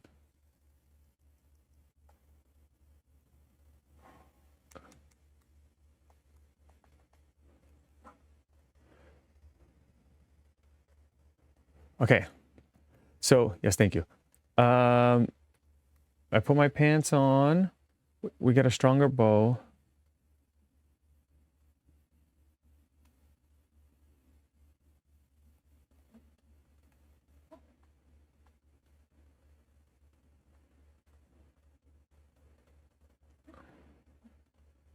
Oh, crap.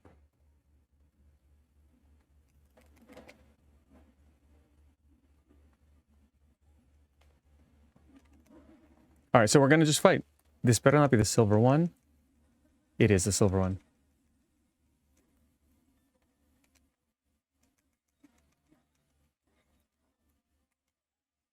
Okay, so... Okay, I'm going to die. Here's what we're going to do. We're going to run away. Steal their food.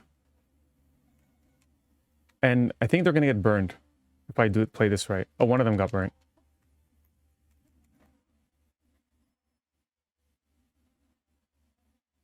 Oh, it's a black one? Okay, let's defeat those.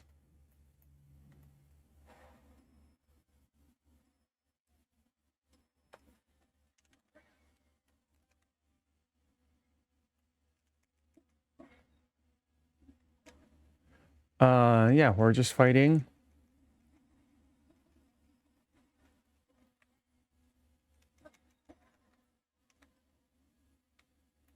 Okay, good. We got lucky. That one got burned a little bit. We are ignoring the black, the fire wizard right now. And we're gonna fight him like this. Nope, we're not doing that.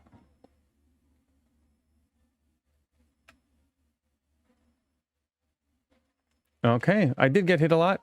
Good thing we have food.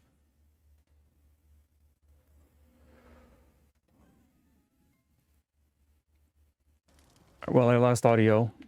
Ugh.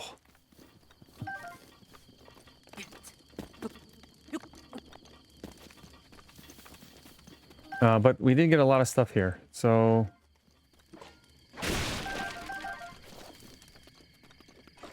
Oh, I don't want this torch. Grab what we can grab.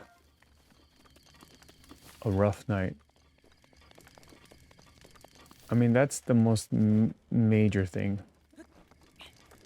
I believe that's it. Oh, see, look. Here, more weapons.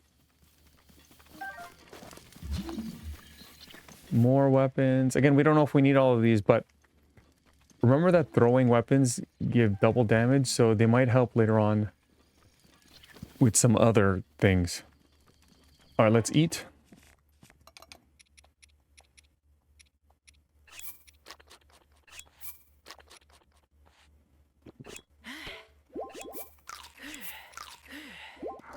That's it for now. All right, let's look at the next one. Since you need to land really close without alerting them, and if you only hit one Boko with the sneak strike, it gets really messy. After that, we pick up the Dragon Bone Boko Bat and Meteoron before making our way to the elevator. Floor 9 doesn't pose nearly as much of a challenge, since it's basically the same as the previous mini-boss floor, just parry a laser and don't get faked out. One thing I didn't mention last time is that we use a crouch input to cancel the parry animation as soon as possible, which is fast, but at close range becomes really spooky, since getting hit by a delay while crouching can definitely kill Link. Okay, so the next one is just a Guardian. Our Guardians aren't too difficult. If we're gonna do it the easy way, we're gonna just shoot him in the face. I'm gonna immediately get to... Oh, that is my strongest. I feel like this is gonna break soon. Oh, whatever, I'll use it.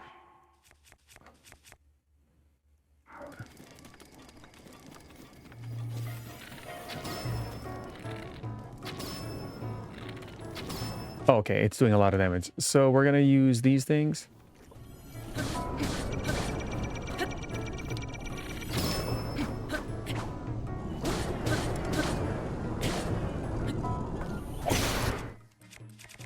Things I won't need. What is this?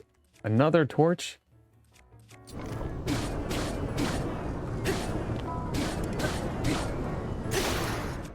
Torch is broken. What is it? A 5?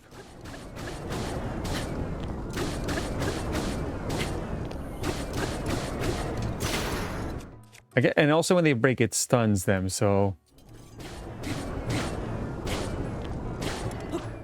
Yay! Oh, there's a bomb there. A bomb barrel. I wonder if that helps. And I don't know if there's items here, so we're gonna quickly look around. Doo-goo-doo-goo-doo-goo.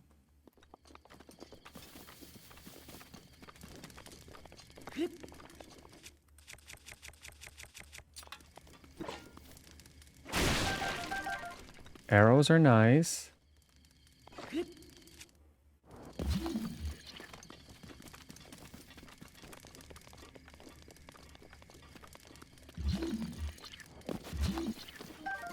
Rusty shields are nice. No, they're not. I'm just kidding.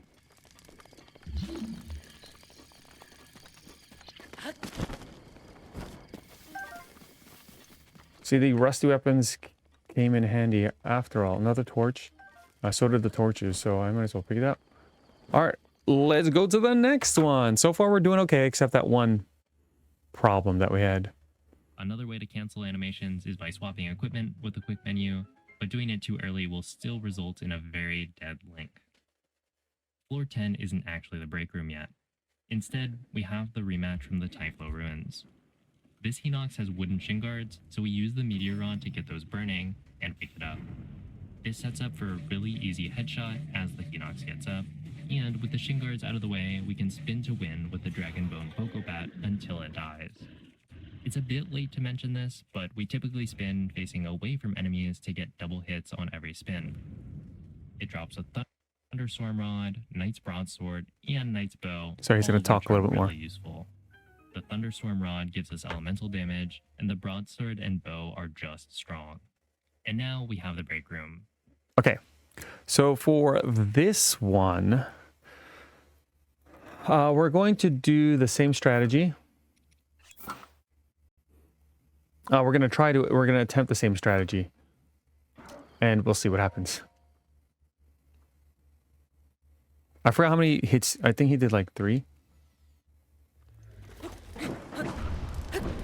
Oh, I think 2. Oh, and shot him in the eye. And then he went backwards. I was a little far.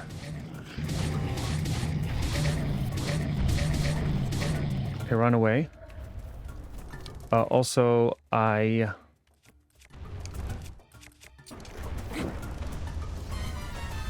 didn't get the other foot thing, so we're gonna do that.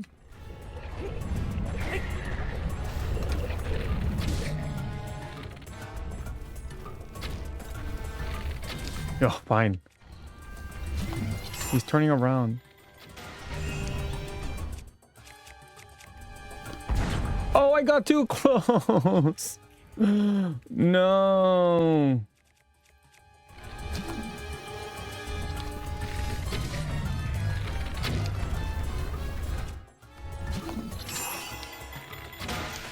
When he fell. Oh, now we spin. Oh, man. I got too close for when he fell from shooting him in the eye. And he took a lot of hearts. At least now you know not to do that.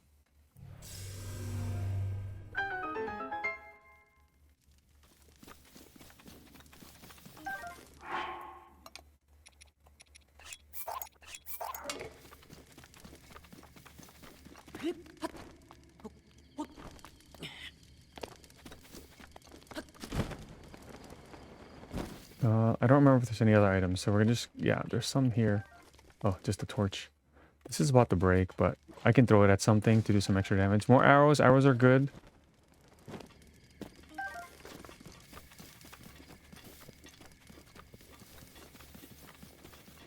Alright, for the break room... I mean, let's watch it. Might as well. There's even more fairies here, and I definitely had to pick them up for backups initially, since the Boko floor from earlier used to leave me with almost no hearts left. Okay, so... Oh, the next room after that. He doesn't do anything in the break room. But we are... Because we need hearts, and we need fairies. So we're going to get these two fairies.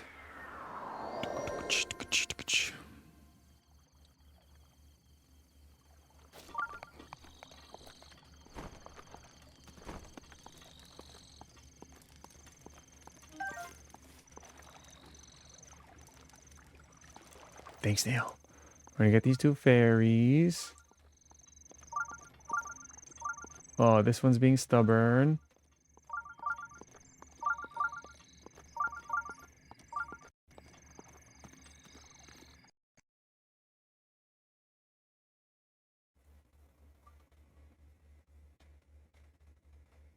Okay, good.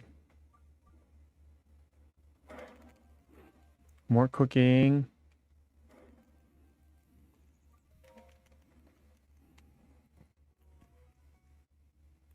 Inventory's full. Actually, I might as well clear some stuff.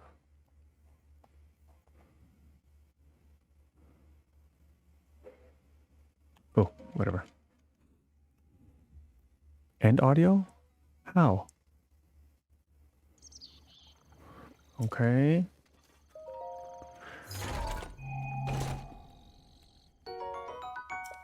A shirt. And the spear, which I don't even know we're going to use.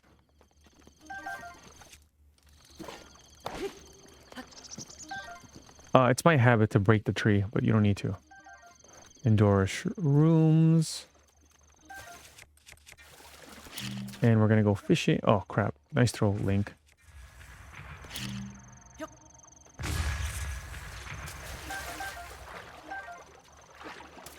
All right, let's quickly do some cooking because, you know, speed, cold, and Endura, just in case.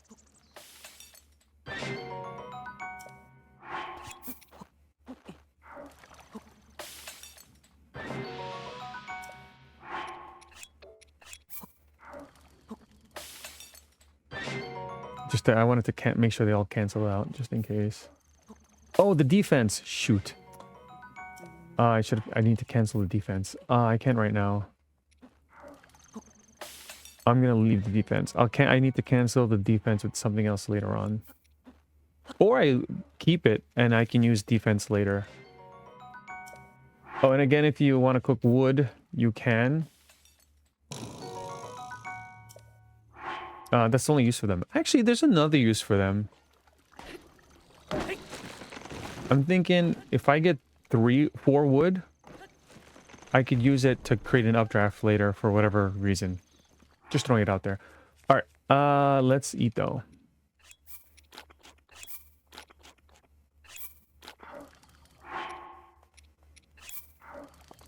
All right, this next room is gonna be tricky. I don't have ice arrows, but we'll We'll make it work. There's little tricks. Watch. Thankfully, the next set of floors have proper lighting.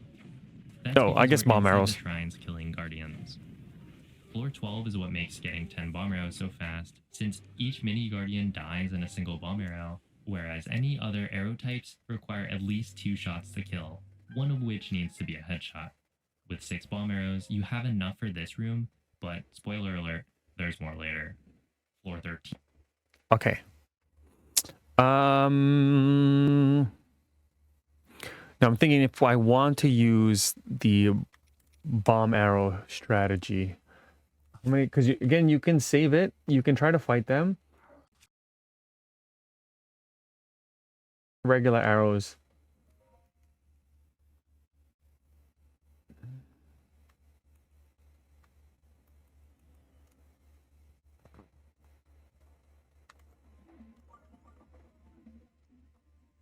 Oops.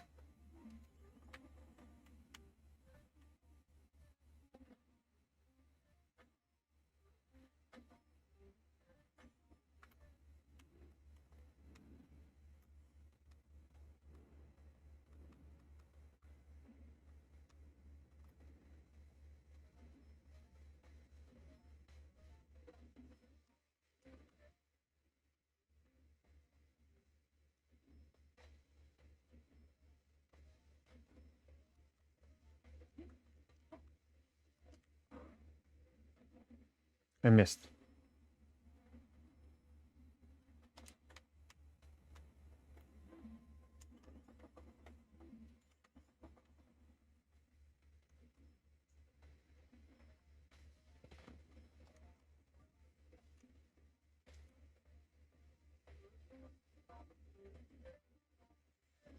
Oh my gosh. I was like, how can I? Oops. Ah! Oh, what? Might as well shoot him. I was going to use weapons on him to save arrows, but he shoots too fast. My game audio is going away a lot fast today.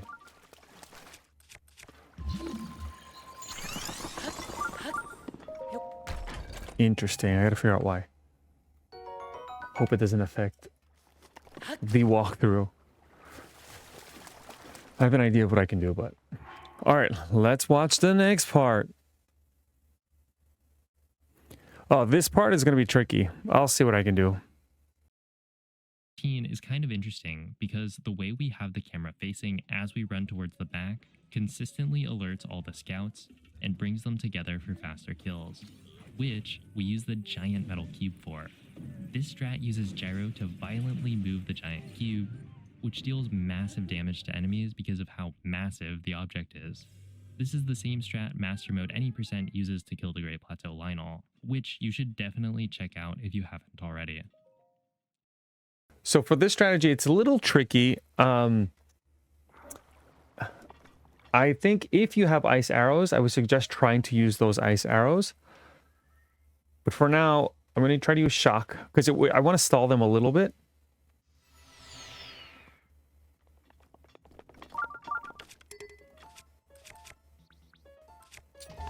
Oh wait, actually I have this.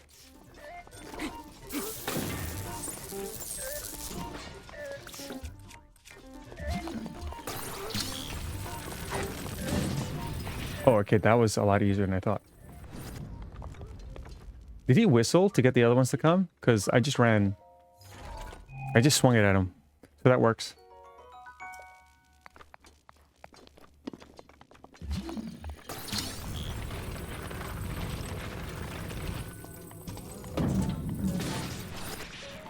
Oh, I better kill myself. All right, then we need 3 weapons here. So let's drop 3. Drop this, and I guess do this.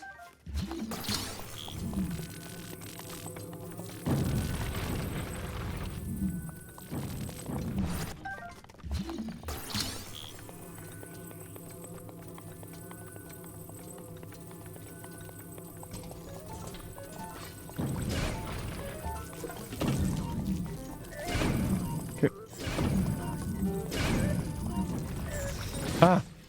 Okay. I guess it depends how hard you hit him.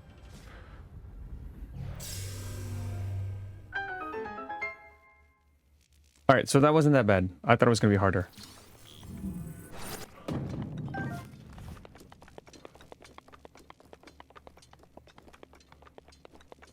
All right, we're doing all right. Let's do the next room. It's a shame that Ultra Hand can't do the same, since it's really fun to play around with. Up next, we have 4 more mini guardians, which would be the last 4 bomb arrows if you have them, but otherwise it's 2 shots per. The headshots are annoying to line up quickly, so the bomb arrows are really convenient. On the 2 sides, there are medium scouts, which we knock into the water for a quick kill using the axe from the very beginning. The most effective strategies are the ones that don't require strong weapons and instead use the room layouts to cheese out kills.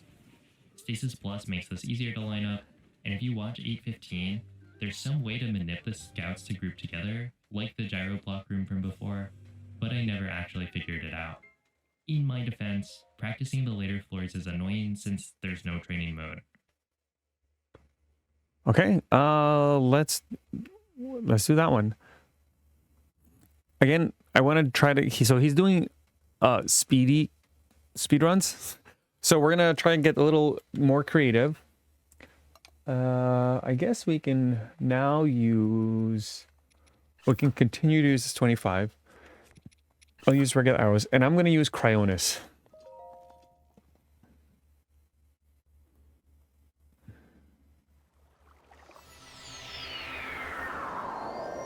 The tunic. Oh, that's true. I forgot I had that.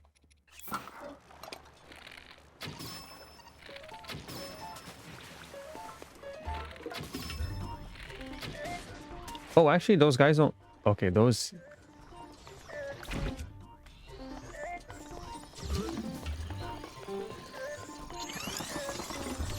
Oh, I stopped. Oh, no. I don't like this diving thing. Oh, I pressed Y by accident.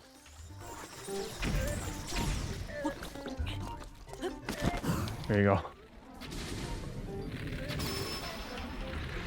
Hurry, hurry, hurry.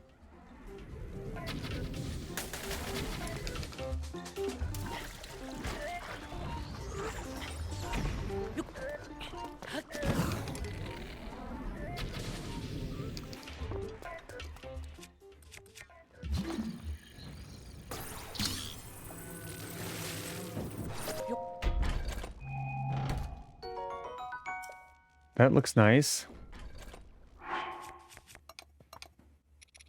I don't even know how many floors are left. I haven't been paying attention.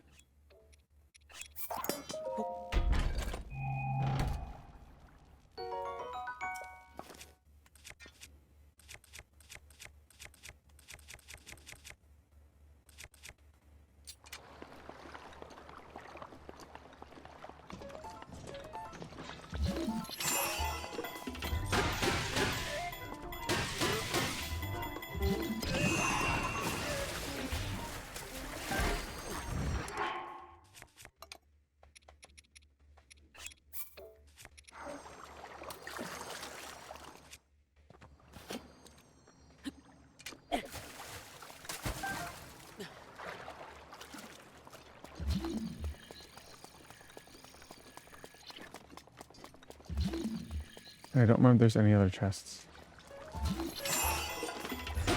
Oh no, I don't want to. I mean, I'm barely gonna waste it, but.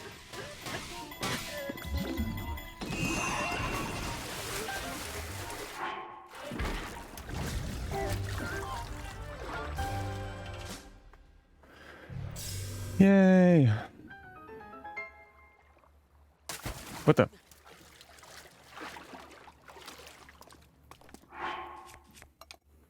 Yeah, we want to keep the guardian swords because there will be oh crap, guardian weapons enemies. So all right, let's look at the next room. The Guardian Scouts level up again, and this time there are 2 attacking at the same time, with no water for quick kills. Instead, we use the ice arrows that we've been saving because frozen enemies conduct electricity, so combining it with a thunderstorm rod can deal massive amounts of damage. With the 10 ice arrows I got in this run, I can use the same strat on both guardians, but otherwise I'd use the knight's broadsword and stasis to kill the second one. In the final room of the... Okay, so we don't have any of that. We don't have ice arrows, so we were unlucky in the beginning. We're gonna just fight. I don't have any specific strategies here. We can shoot. We can use shock. We still have this shock to stop them, and then we're gonna just use our. Wait, what's the last room? Real quick, sorry. Trials is an absolute damage. Okay. Is one more. So we're gonna use maybe like a guardian spear or something. Maybe I'll upgrade more later, but we'll see.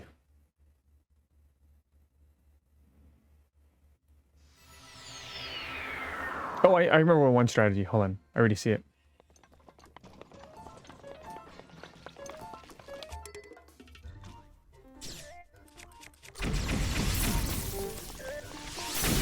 Oh, gosh.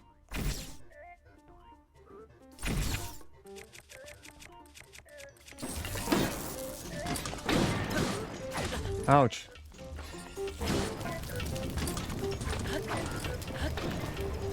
Go. Oh, I lost my bow. And then we're going to go use... I might as well.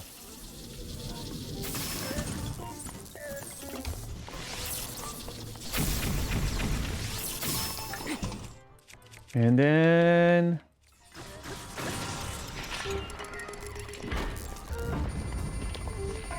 Alright, fine. That's okay. Oh, I don't want to waste this.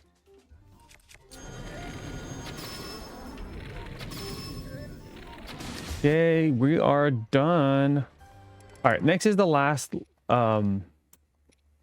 floor. So we can drop all our weakest ones. If you think you might need your strongest weapons, start dropping stuff.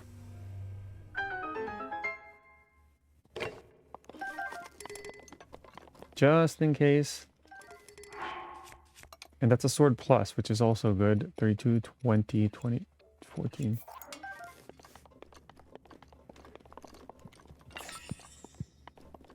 All right, and let's see what he does. Sponge. It's kind of ridiculous having to fight the Guardian Scout 4 with the equipment we're given. But luckily, elemental damage is extremely overpowered. By immediately using the Thunder Rod, we can shock it before applying the freeze with an ice arrow. And then, by cycling between shocking and freezing, we can melt the Guardian's health bar while performing a stun lock. Swapping off of the Thunderstorm Rod and then back onto it will reset its charge level, which is how we're able to continuously use electricity. In this case, I had to use the Fire Rod as well, but either way, it's easy peasy. One thing that's important to mention. All right, so that's the thing. We don't have ice arrows, so we're going to try to get creative. We're gonna just fight. Oh, one of these he kept doing. Oh, hold on. Sorry. One of these he kept doing was switching between the weapons. It's to reset the attack for the lightning. Watch, you'll see. Hopefully I can do it. You did like 1, 2, switch, 1, 2, switch, 1, 2, switch.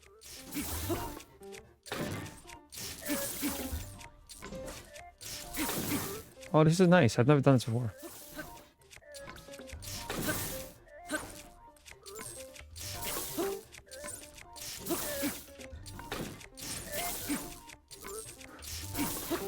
See, with the arrow, it did extra damage. With the ice arrow, it does extra damage, but this works.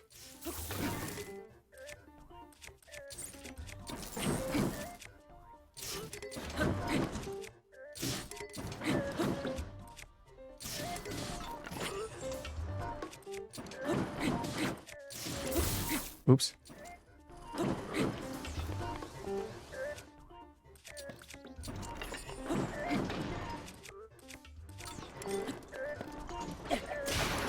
All right, let's just, now we can fight him. I don't know. Oh, he shot me. Wrong way. Okay, good job.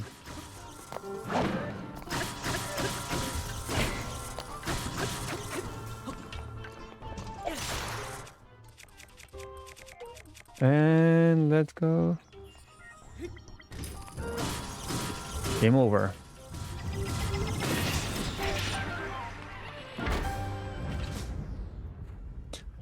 We did it. I don't know. Don't know. I'm picking them up. It's habit.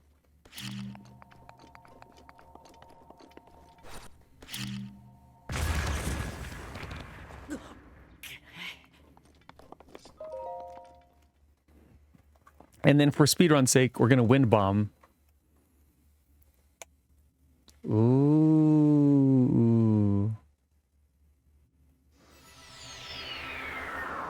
Mention is that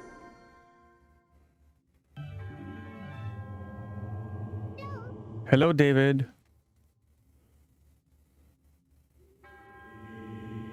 You are strong enough to wield the Master Sword's power than ever before.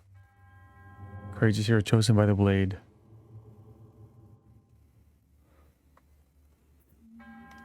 Take hold of the... Oh, I pressed Y. Okay.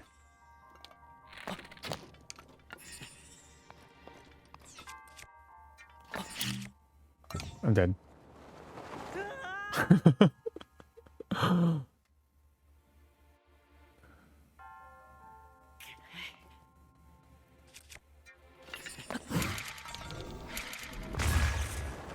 No! All right, never mind. We're leaving. Well, I mean, we'll do it the easy way.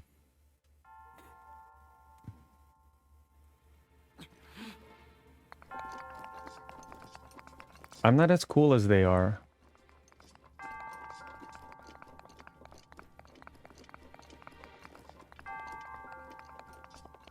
Oh, I almost fell. I'm reading chat.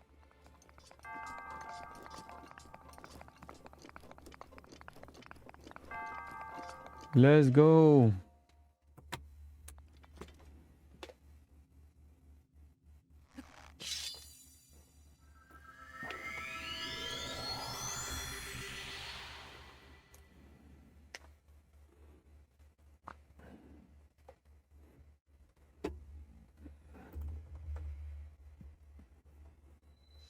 All right, the master trials, middle trials are complete. We did it in an hour.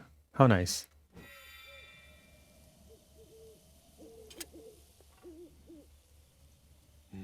Ah, you finally have returned. You look stronger than when I last saw you. You look stronger than when last I saw you. Oh my gosh, this guy can't talk.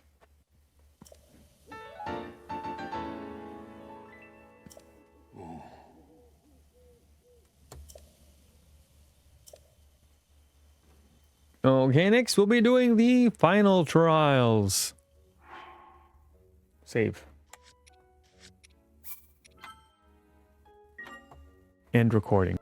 Okay, here we are. We are going to do the final trial. Ooh, a flower. And before we do the final trials, like before, we are going to cook. Oh, actually, I think I have the food. We have hearts. I cooked one durian for this.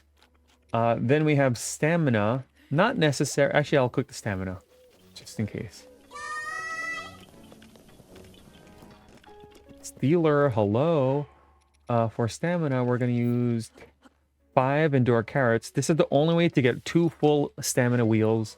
Unless you get a bonus. And then, oh, we need to attack up for 30 minutes. So let's do 1, 2, 3, 4. And, oh, this last horn. I don't like having no horns in my inventory, but I'm not going to leave and get one. How's your day? My day is great.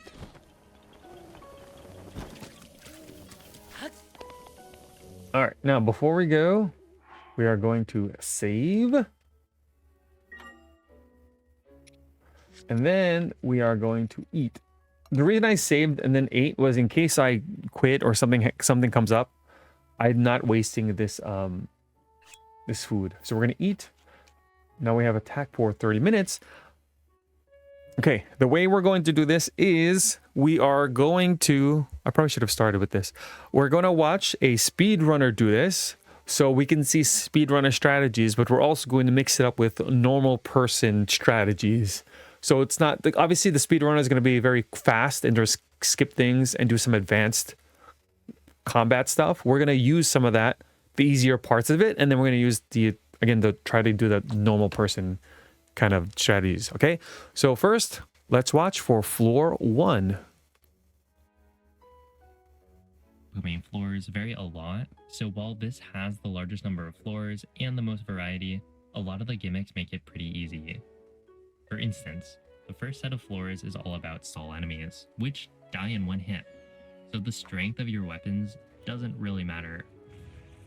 In floor 1, we just need to grab a spear to kill the enemies, and collect the bat, shield, bow, and arrows. There's also lightning, which means we'll be looking to use wooden weapons to avoid getting shocked, or even having to change equipment. Not that the rusty swords would do as much good anyway. The boxes have arrows, and there are plenty of opportunities to get more, so aside from extreme circumstances, we don't have to worry about not having enough. Okay, so we're going to obviously do that. And again, what he's doing is speed running it. So we're going to try to collect everything as we do it. We're not going to just try to speed run through.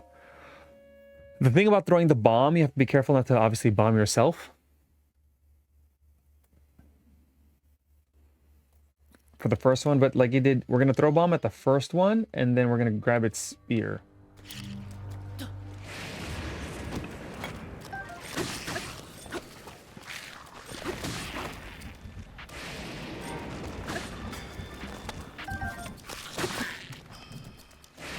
And then the other one is shooting arrows, so watch out for that guy.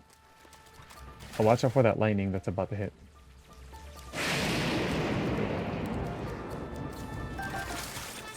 Oops. Okay, good.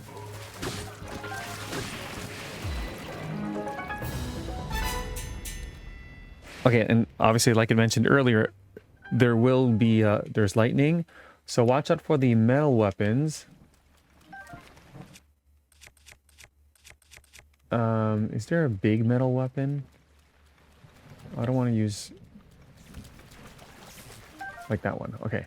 I'll use this to break these and grab the stuff.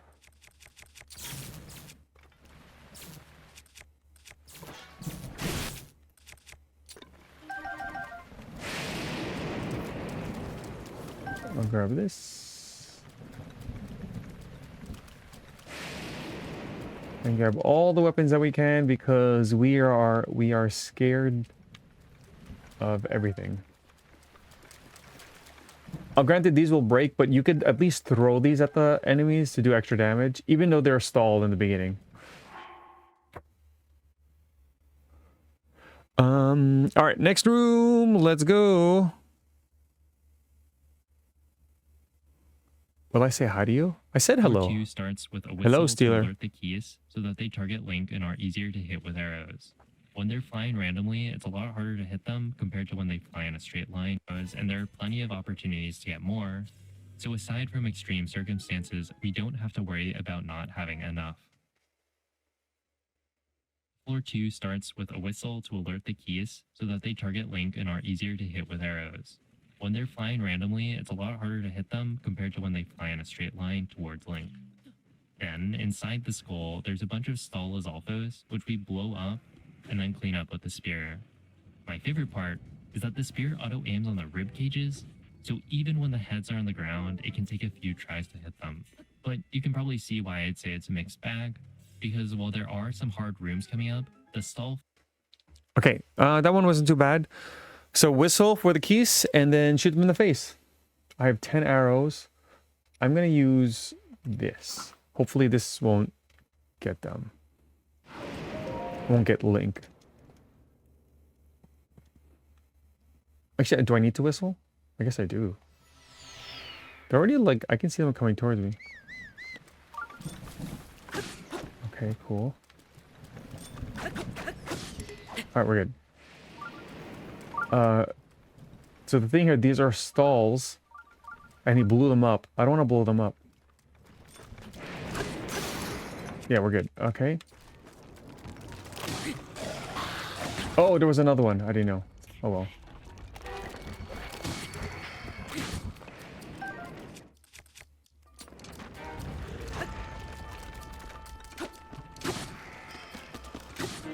Hey.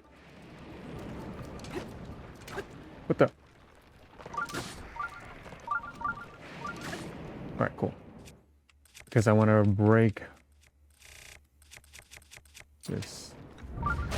Also, I don't want these to cook. This is why I didn't want to blow up the bomb. Congrats, Ari. I've had the stream on in the background, so I'm not caught up, but I'm excited to hear it's happened. Jennifer, when you see this, hello.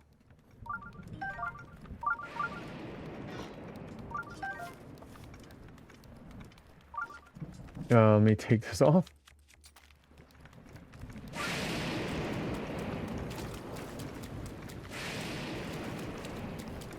Just making sure there's nothing else. All right, let's look at the next room. Floors are probably the easiest out of everything. There's a metal shield to pick up, which can come in handy later. This is the only floor with a nice Farron jungle aesthetic. It's a little embarrassing to admit, but it wasn't until I was writing the script that I realized that the final trials have one subsection for each element, and this is the lightning one. And I guess, while fire and ice enemies can get one shot by the opposite element, electric enemies don't have that weakness. So instead, you just use a bunch of stall enemies. With headshots, the stall moblins all die in one hit, including the couple of electric choo-choos. On our way out, we pick up a stronger bow. Not that the stronger bow helps with stall enemies, but eventually it'll come in handy.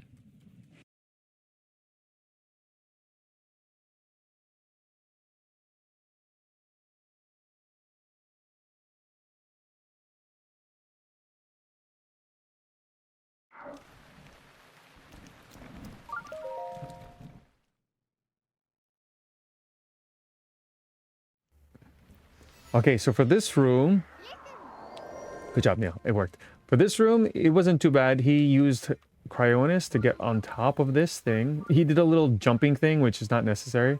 That's just for being speedy. But yeah, we're gonna go here. We're gonna break this thing. Oops. Get more arrows. And oh, let's see what's in here. I don't even know what's in here.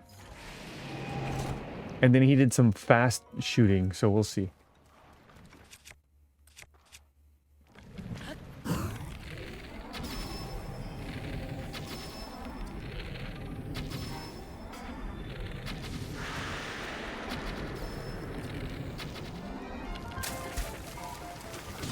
What? Hit me. Oh, those are spikes.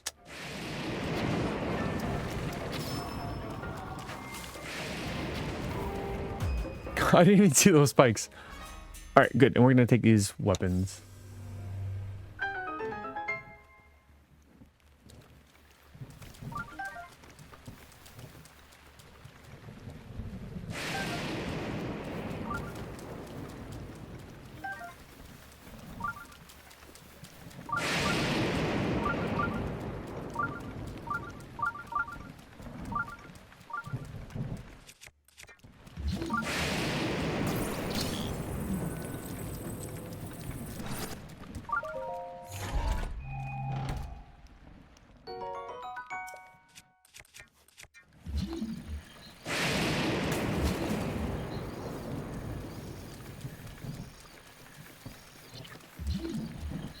Is that all the weapons? Every time I thought there was more.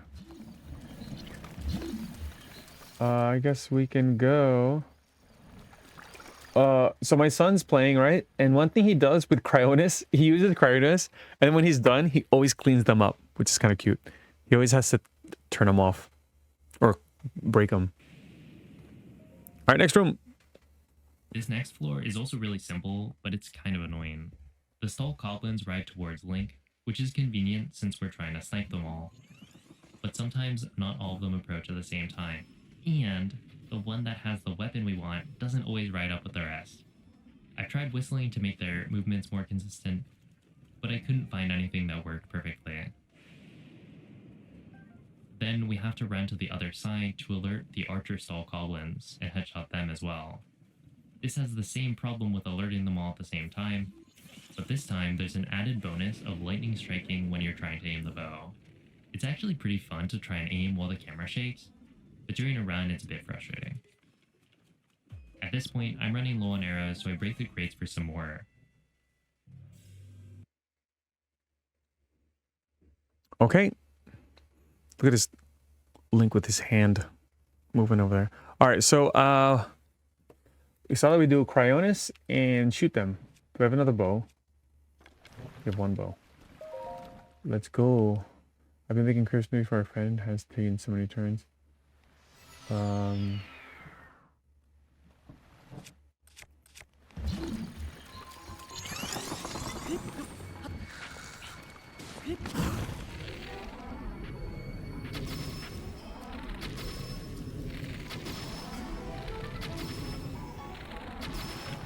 What happened to all of you?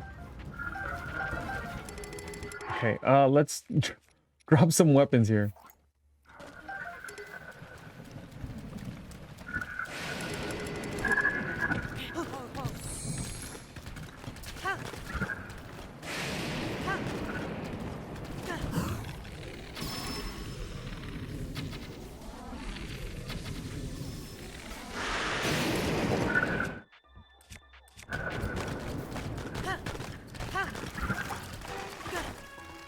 Oh, shoot.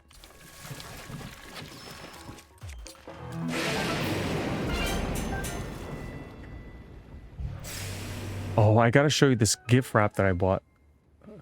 I bought gift wrap where we put faces on it. So my kids' faces are on it. Oh, and Kim and my face are on it too.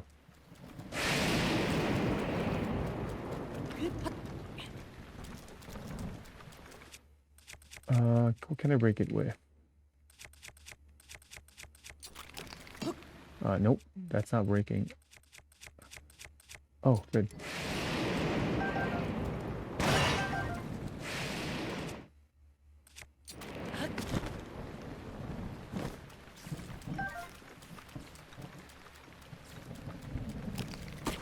Oh, yeah, that's not gonna work. And then... Oh, wait, this one is strong. Oh, fine. Oh, I thought that was stronger. I'm wasting it. Ooh, shock arrows, that's nice. Are there any more boxes?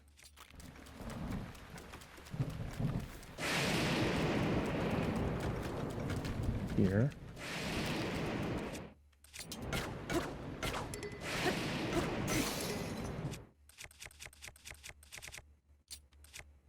Ugh, whatever.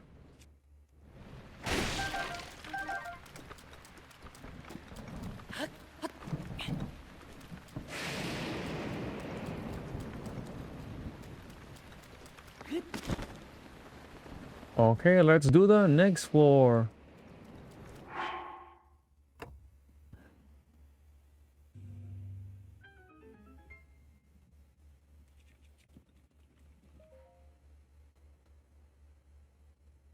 The mini-boss is a Stallnox, which is about as easy as the other Hinoxes have been. Stasis Plus isn't necessary, but I use it for a really easy headshot, and then use the Dragon Bone Bat to deal most of the damage. This leaves it on a sliver of health, so we need a second headshot to pop the eyeball out for the final hit. There's also a chance that the Stallnox does a butt slam after the spin, which automatically pops out the eyeball for us, which is kind of funny. While it's dying, there's a chest in the back that has 5 ice arrows and a Royal Guard sword stuck in the ground. We also grab the Great Frostblade, hopefully without getting zapped on our way to the elevator. There are 3 elemental weapons, but the only one we need is the Frostblade, so I avoid picking up the others to keep my inventory less cluttered. This brings us to a break room like usual, but Oops. this one is special because it's the only one where we actually pick up any of the loot. The first treasure chest contains the Flamebreaker boots, which we need to look and stay cool in the upcoming floors. The other chest has 3 ancient arrows, which are going to be really important later on. Look and stay cool. That's interesting. Okay. Let's do it. So the next room is, what did he use? Oh, whatever. We'll use Actually, we'll use this one because I think we'll be fine. Because we are so skilled.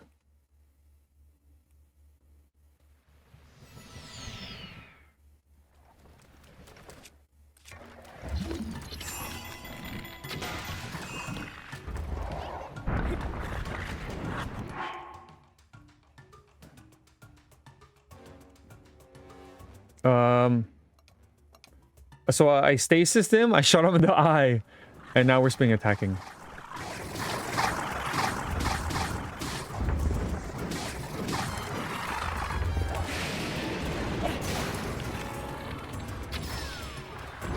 And then we're gonna do, I guess we'll use...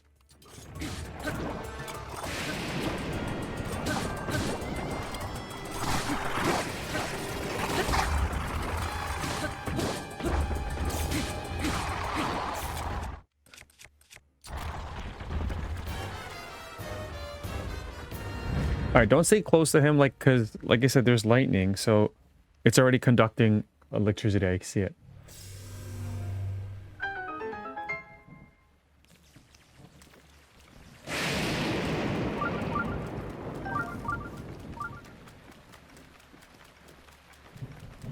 Also, I have stasis that, not stasis. I have my Chica sensor targeting chests.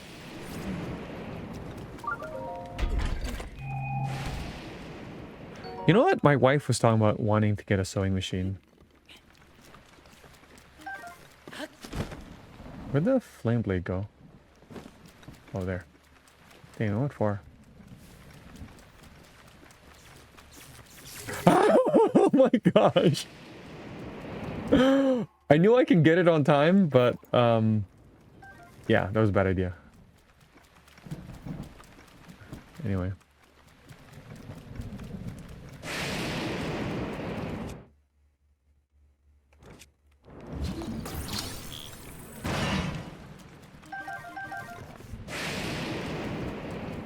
Alright, next is the break room. We gotta get the pants so we can look and stay cool, apparently. We gotta get the fairies first.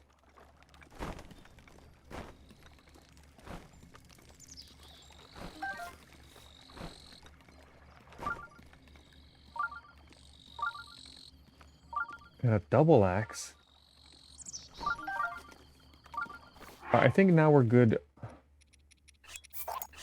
with some of these weapons.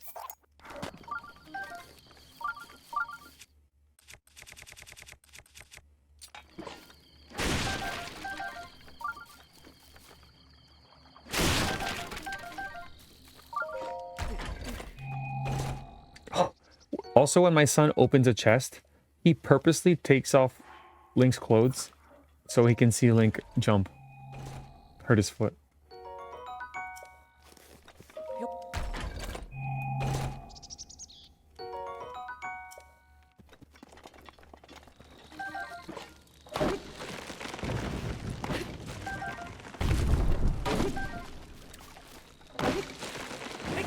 Ooh, a Korok leaf. Korok leaves aren't super important, but they can be useful. I'll explain later.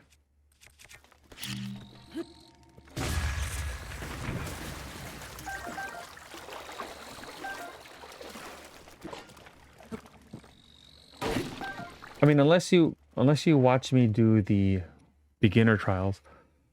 Okay, we have hardy truffle. Oh, anything that's hardy, cook only one. Because they give you full hearts.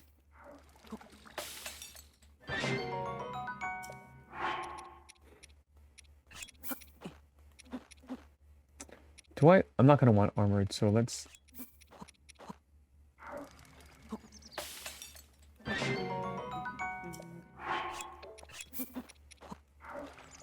Wait, cook both fish. I'm canceling out those bonuses because I don't want a dish with that. Because then it'll also cancel out my attack up. Hello?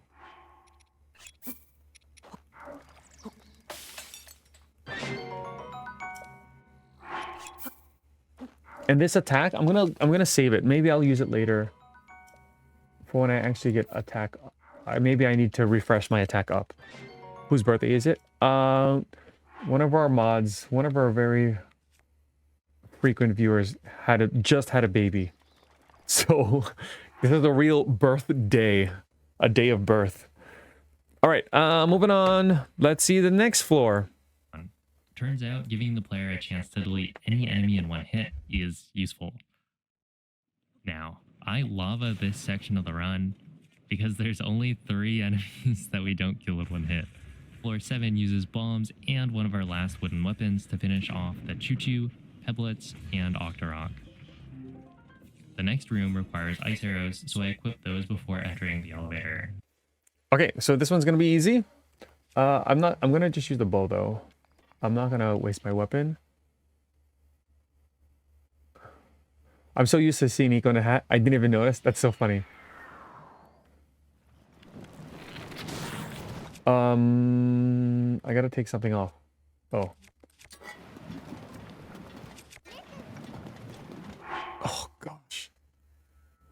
All right, so I just shot the what do you call it? What's his face?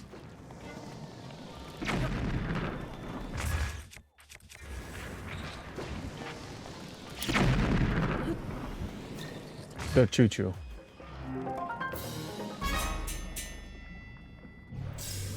All right, just want to make sure. I don't know if there's no treasure here because my sensor's not going off. But I just want to see if there's what's over here. Oh, you know what? This rusty claymore, I guess you could feed it to the Octorok and then see what it throws at you. But it's fine. Oh, something's burning. Okay. All right, let's go see the next room. The nice thing about this section is that those 5 ice arrows from before are guaranteed, and so barring any major mistakes, we can always get through the fire without any strat changes or RNG time loss. Learning the visual cues for rooms like this makes them really easy, although when the bow is burning it can be annoying to see where Link is aiming until it actually catches fire and the smoke stops. Okay, so that one, you just shoot enemies. But this is going to be easy. He had visual cues, you need ice arrows, but again, we're a regular person. Nico, you need to fire me as mod. The hey listen is so tempting. You can do it. No one's stopping you.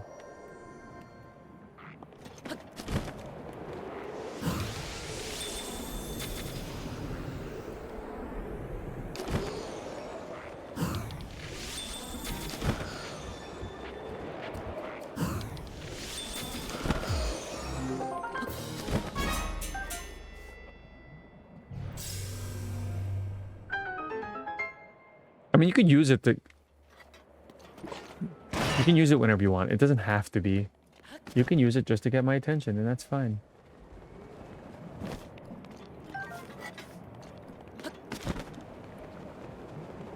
You know, randomly when somebody has something to say to me and I don't read the chat, you can use it for that too.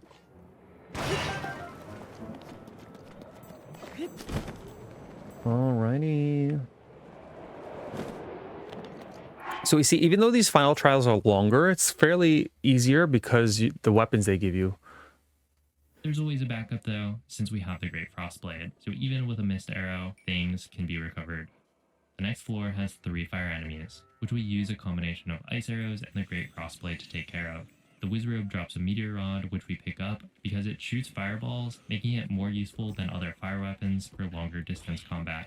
Hitting a frozen enemy will deal 3 times damage, so spinning with a Great Frostblade is really effective since it can freeze, shatter, refreeze, and shatter again for pretty major damage to the Black Moblin. Okay, again, that one, some extra complicated stuff, but I think we can do most of it. We're doing the Frostblade thing, and we're gonna shoot. No, we're not gonna shoot. I don't want to waste those. We're gonna just use the Frostblade. Why not use fire gear? I have 1. They only give you pants. Oh wait, I'm gonna shoot this. Or maybe I don't have to.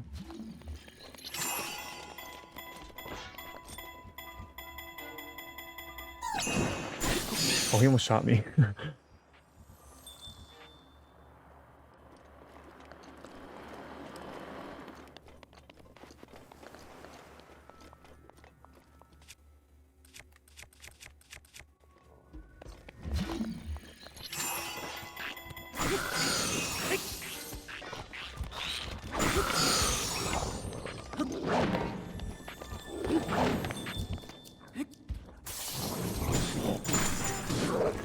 No, stop. Let's just...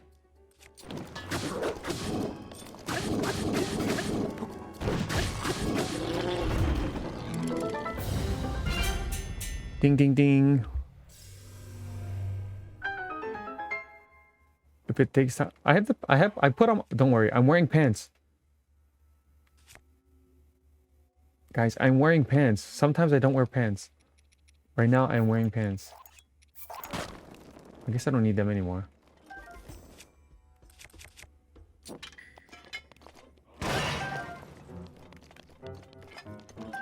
Ooh.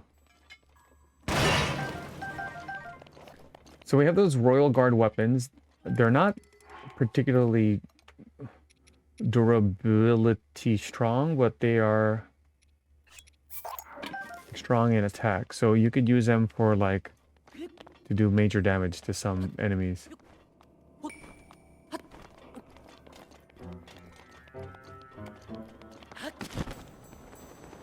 Alright, next room! Pick up the hammer and another metal shield because there's a room later that it might come in handy for. Floor 10 is probably my least favorite of the fire floors because one of the moblins is extremely dangerous. We ice the Lizalfos and steal its bow, and then snipe the far moblin to knock it into the lava, which again kills it in a single hit. With the Frostblade, we freeze the archer and push it into the lava before grabbing a cleverly hidden chest down below for 3 ancient arrows. In the metal crate, we get a few fire arrows, which are RNG, but anything other than a minimum roll is fine. The moblin with the Royal Guard spear is the problem I was talking about earlier, since they can attack really fast and it deals tons of damage. I haven't learned how to properly manipulate, so for me, this is one of the scariest moments in the run. Okay. Hello, random channel. There, I have a video on defeating Lionels. It's like it shows the attack patterns and how to deal with them.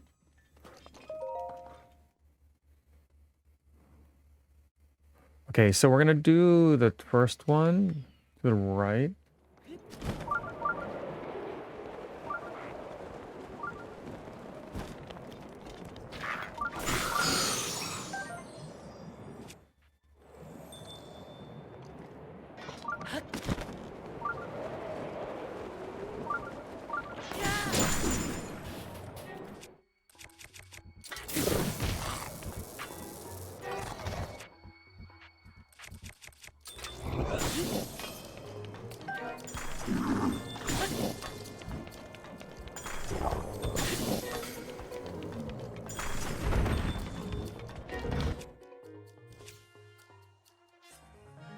I'm scared of that one.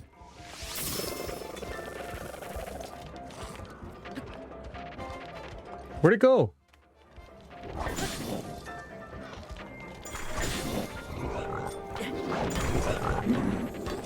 Oh gosh.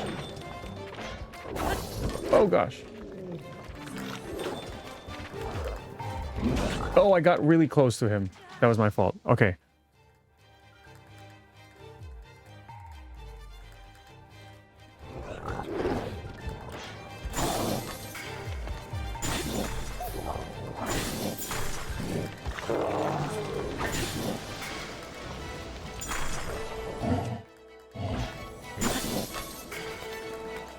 Whatever.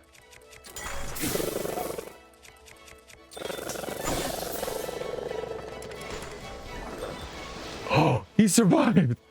Wait, but where is that? The Royal Guard spear? It flew that far?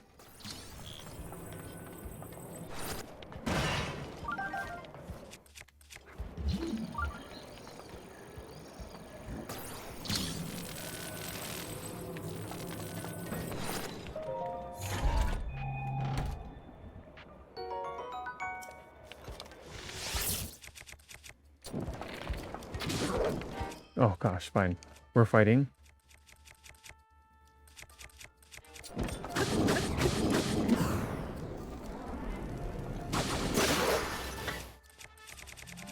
We're fighting is what we're doing.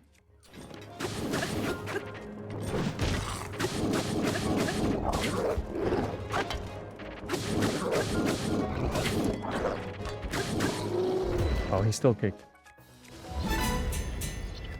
Yeah, that spear flew somewhere. How much health does a Lionel have? Just started today. Sorry for asking. I really don't remember.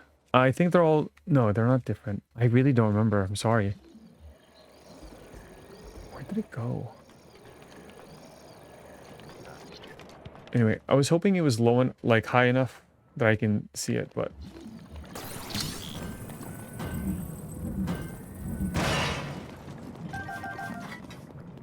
Get more arrows. Oh, that's also interesting.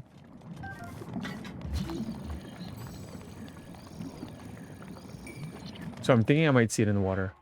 Let's eat.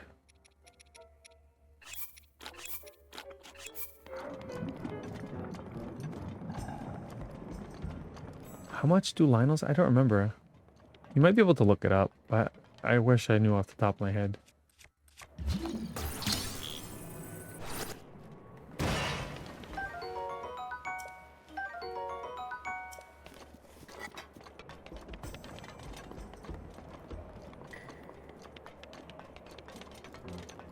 All right, next room.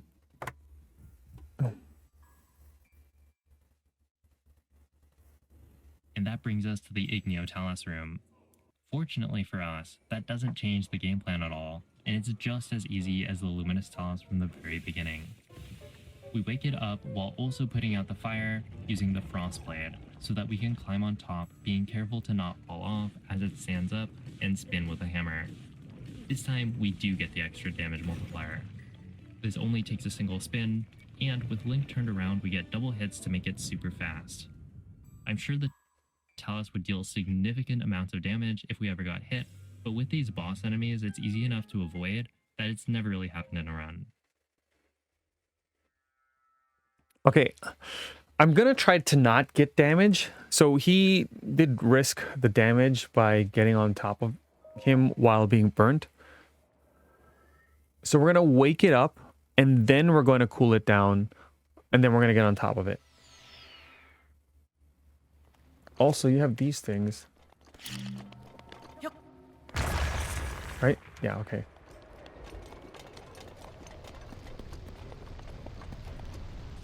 Actually... And also, if you have... This is the Iron Sledgehammer. It does extra damage, so... That's what we hope.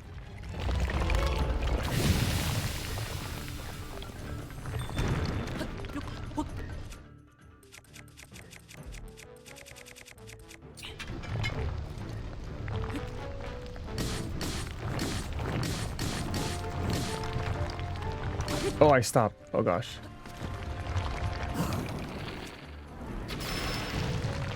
Shoot him again. In case.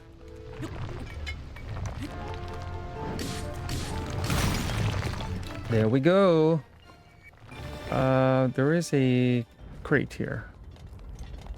Stella! Hello! 2K, 3K, 4K, 6K. What is that? Oh, is that the Lionel health? Junkie, thanks! Oh wait, what's this?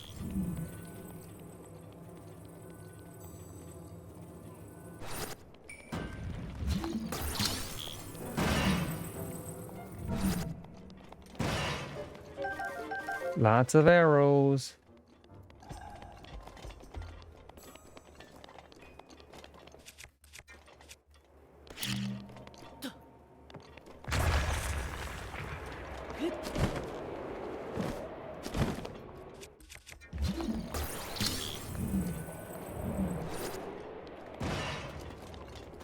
Lots of arrows. All right, let's go see this next room. But now we're out of the frying pan and into the freezer. Freezing temperatures aren't nearly as urgent since Link only loses a bit of life every 10 seconds, making it a mild inconvenience. Oh, The difficulty of the floors doesn't go up that much, but there are a couple of tricky rooms, and All right, so we're gonna ignore that for now. Let's just do. We're in the break room, so let's do the break room first. Just finished Breath of the Wild playthrough, heading into another Tears of the Kingdom. Nice. Good for you. I hope you're enjoying yourself. We have more fairies, just in case.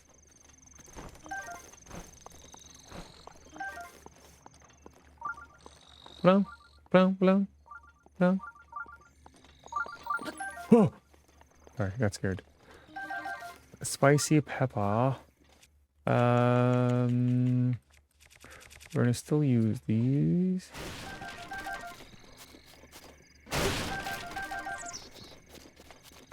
Luckily, I haven't needed the fairies, but I could be speaking too soon now.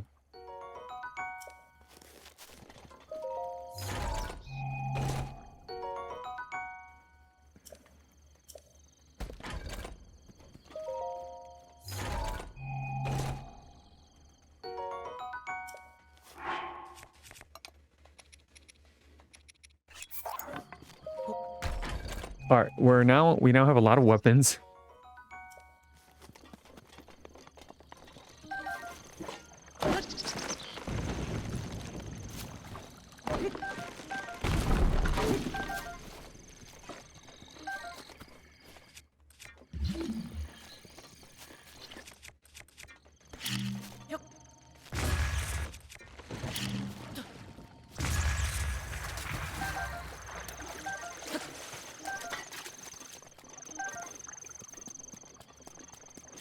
All right, we're good. We have some good items. We haven't gotten hit that much. Okay, we don't need stealth. Stamina. Wait, oh, speed, stealth, and cold. Resistance. Cool. And then I'm not gonna need, what is this? Keep your body. Oh, if I mix them together. I think if I put this here, it's gonna cancel it, right? Yes, it did. Okay, good. I'm gonna leave those for now.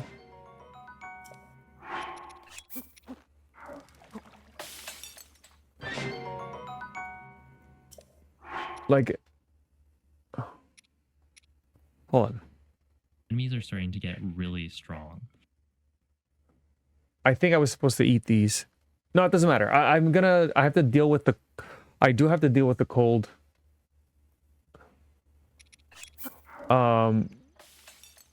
Regardless, because I don't want to make my attack up go away.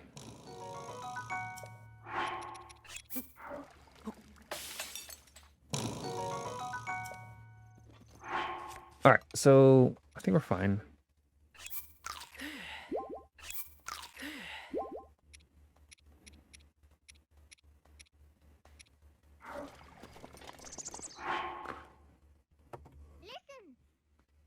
Yes, Birdie.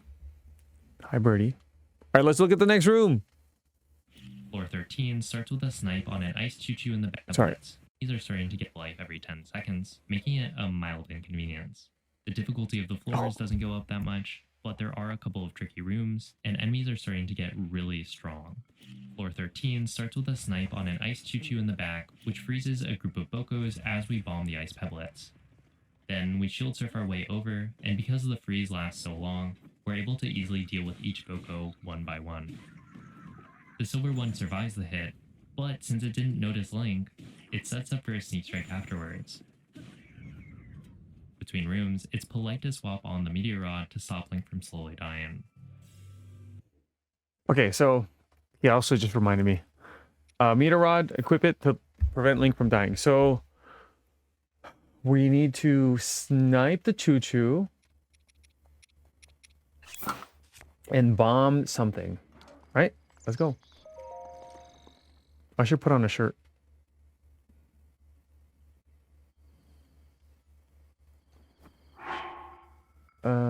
what did I say? Oh, put on a shirt.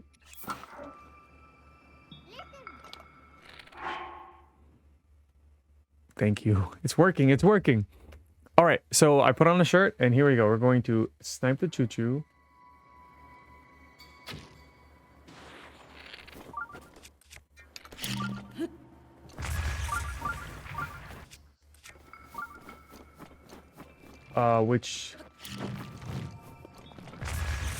Which it didn't. Oh gosh. I don't. Well, I don't. Do I need these?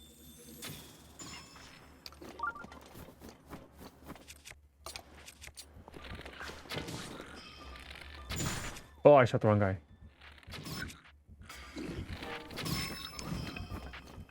All right, we're good. Let's use. Well, I don't want to.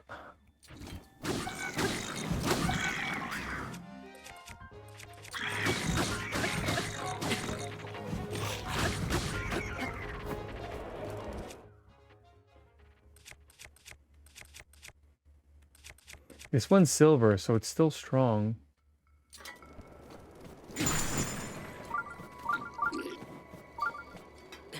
Okay, good. Got behind him. And we'll sneak strike train. Alright, cool.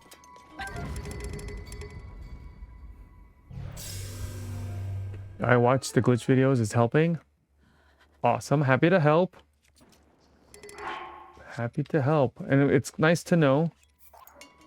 Lets me know I'm doing things right. Ooh, a royal halberd. I guess we'll drop this. Drop this. Let's break these boxes. We're breaking boxes. Also stay near this fire.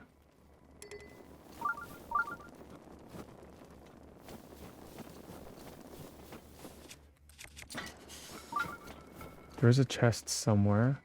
Oh, we can cook more if we need to. Interesting.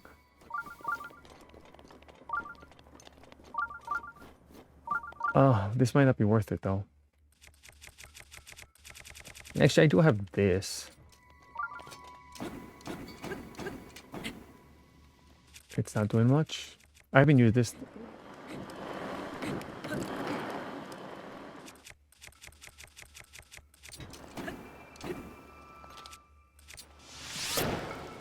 Oh, that's so much better. Well, now you know. What? Oh, that's bomb arrows. That was worth it. Alright, do we want to cook? Oh, yes, we do. I'm frozen. Someone tell Ari she's behind. Yeah, let's cook.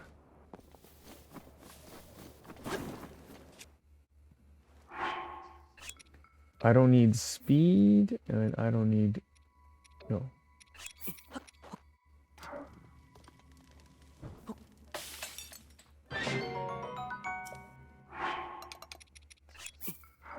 Oh, oops. I should have cooked that wild berry. Well then.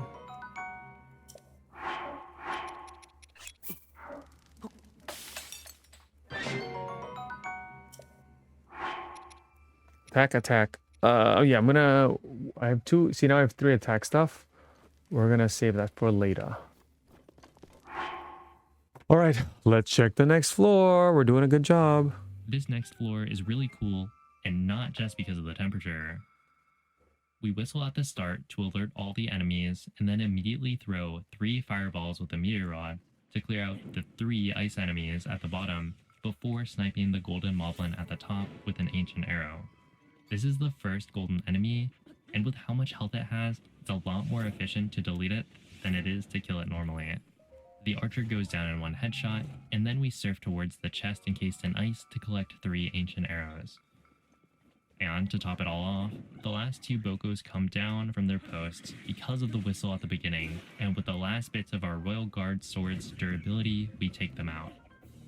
I messed up slightly here, so I had to pick up an extra weapon to clean things up, but I gotta say, this room is really satisfying when it's done right. Okay, there's obvious... That also has some crazy strats there. We're not gonna whistle. We're gonna just use the meter rod, and hopefully we'll do what he said. I'm not gonna snipe the gold one. I'm gonna go up and shoot the gold one. I don't trust myself. Actually, I'm gonna shoot this archer first.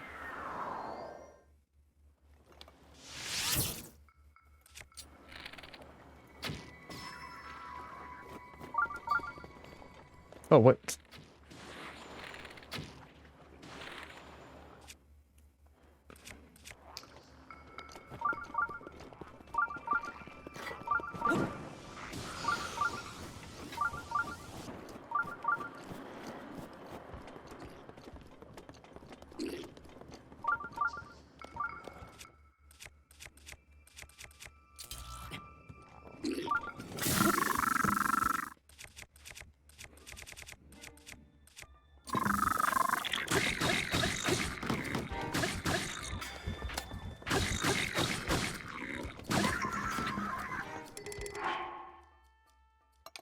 Do I want that?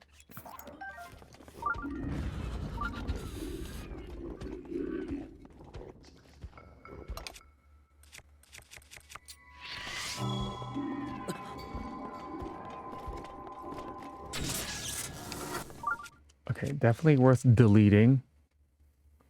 Like you said.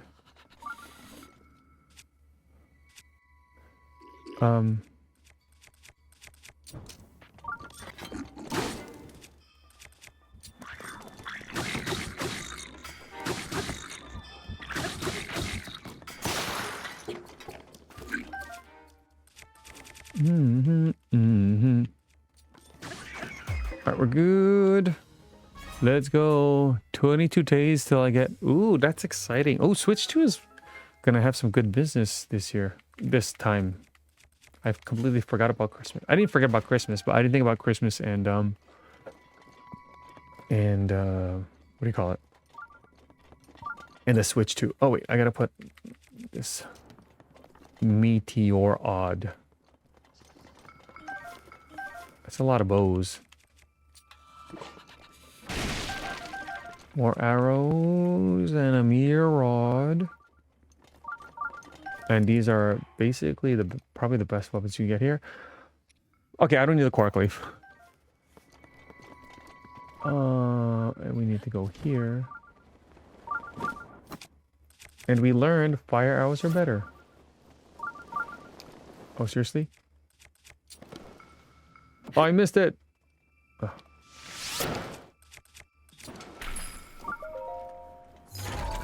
About to eat some chicken Alfredo. Hope it's good. How's your hospital? Got a good hospital? Sometimes hospitals are the best hotels, you know?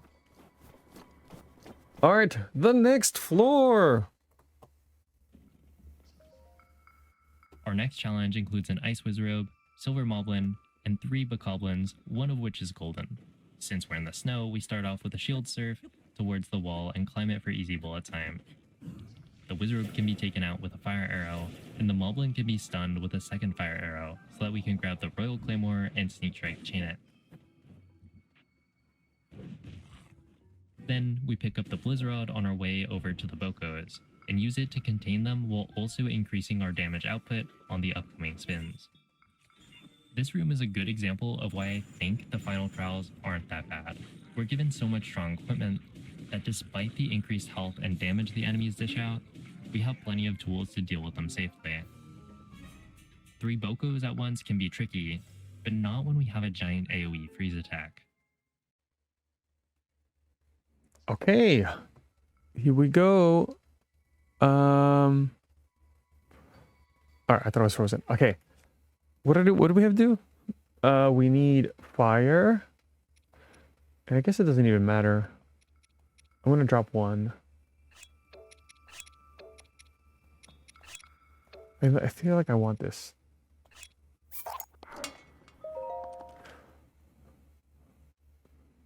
Oh, shield surf to be cool, right?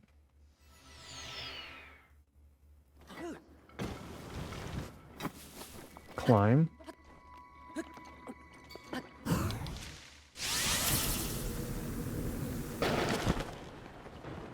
Oh, what the?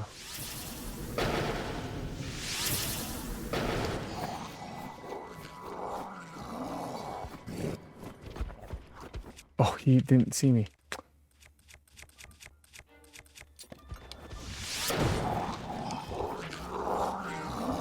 There you go. Let's just use this. Oh, he saw me, that's why. We're just shooting. Oh, oh my gosh. Oh, that was crazy.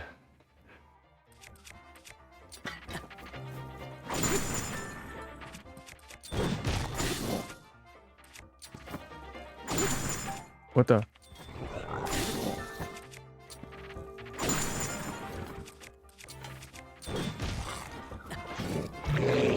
What the?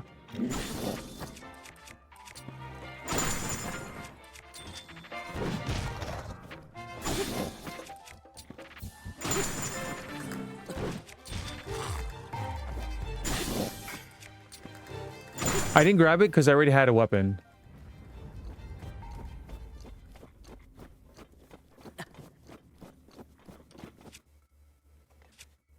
And then for these guys, I need to... What was I going to do?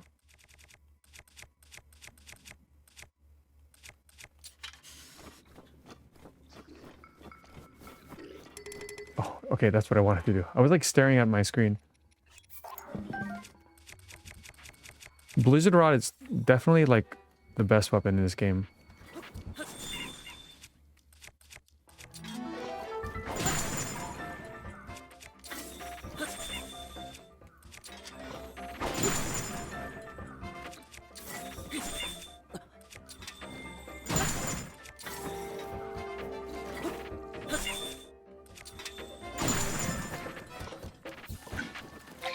Oh my gosh, I almost died. Okay.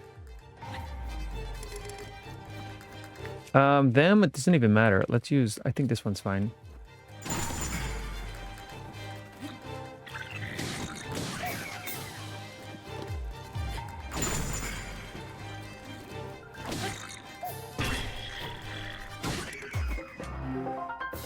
Okay, that's good, that's good, that's good. Please not happen or I should agree to, but my body is so...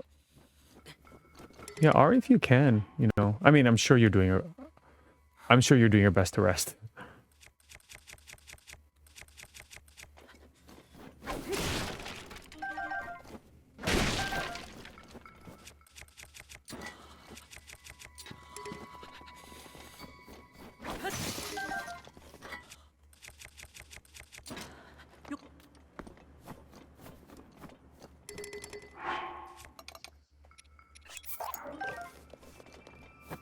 All right, I think we're good. I think we got everything. The guardians are starting to come up. There's also a Lionel soon. All right, let's see what's next. Floor 16 brings us the Frost Talus to complete the mini-boss gauntlet. In total, we fight 3 Hinox, the Red, Black, and Stall, and 3 Talus, Luminous, Igneo, and Frost. This time, we run up to wake it up, before backflipping 3 times so that we can use the meteor rod to melt the ice. This knocks the Talus down, so that we can climb up and bring out the hammer yet again to spin and win. The Frost Talus is slightly different because while the Igneo Talus's fire can be ignored, as it's just damage, getting frozen by touching the ice is a lot less desirable since it freezes Link in place, which would definitely get him killed. Okay, so now we need our fire meteor rod, which we have. We also have 7 minutes left of attack up. I think we'll be okay. So we need to run fast.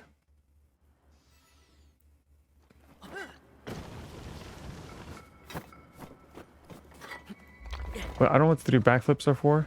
That's what he did. Actually, I'm moving farther back. Oh, that gets scary. And then we gotta get this.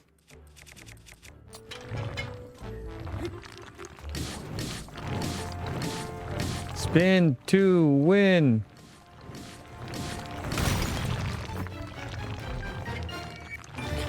Oh, sorry, Link. All right, There are no treasures here because otherwise my sensor would have been beeping. Resting as much as I can. Ari, do you have a switch? Did you pack your switch?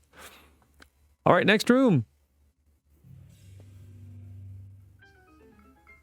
And with that out of the way, you'd expect to be given a break, but instead we're met with a blue Lionel. Which I think, if you exclude break rooms, is the fastest room in the entire Trials.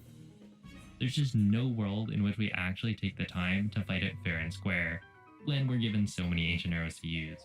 All right, we're gonna use Ancient Arrow on But that then Lionel. We do get a break, as we prepare for the final section of the run. This is where the Guardians come out to play, and things get quite a bit simpler, but also a bit spooky. Okay, so we're gonna leave it at that. We're gonna do this Lionel. We're gonna basically do what he did. Just in case. I don't know. I think this. I don't know which bows shoot far enough. Thank you for your video defeating. You're very welcome. Happy to help.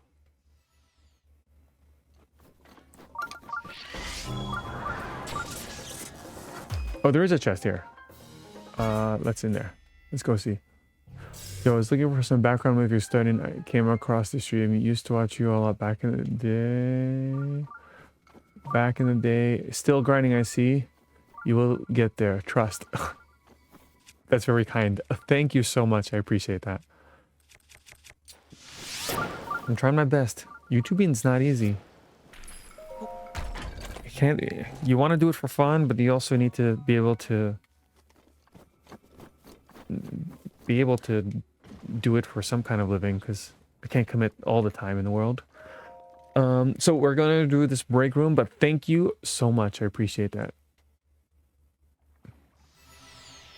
BRB. I'm just gonna have a. Oh wait. Are there no fairies here, or did I just scare them?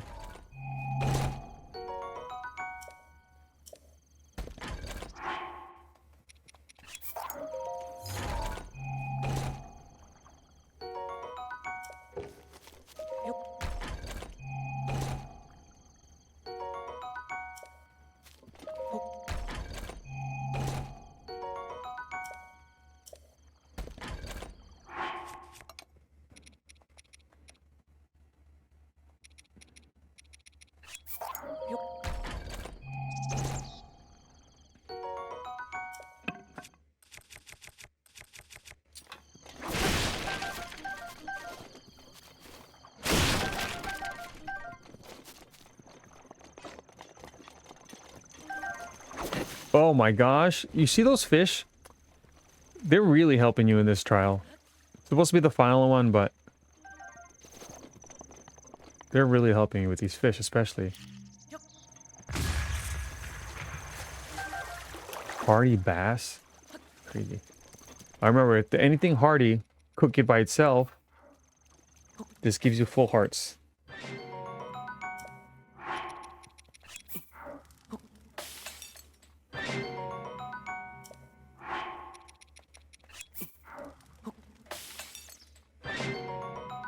I did pack my switch. Nice. Okay, so for my attack up, I have these two. What else? Oh, and the bananas. Oh, that's good. And I think that's it. Yeah, this should get me level 3 if I need it. Yes, okay, for 3 minutes. Cool. Let's go break up these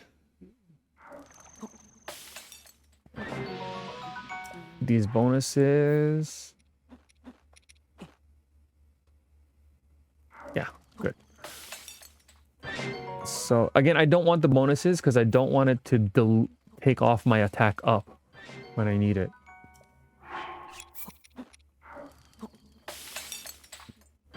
And it's good to have a variety of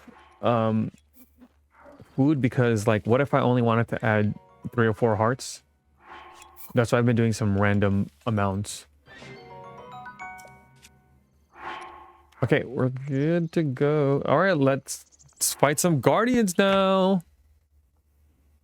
Floor 19 is the room I was talking about earlier when I mentioned picking up extra shields, because in this trial, we have 6 decayed guardians.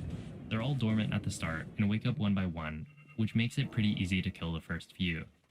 We use the Royal Claymore that we picked up earlier to spin and kill the first one before making our way to the second and repeating the process.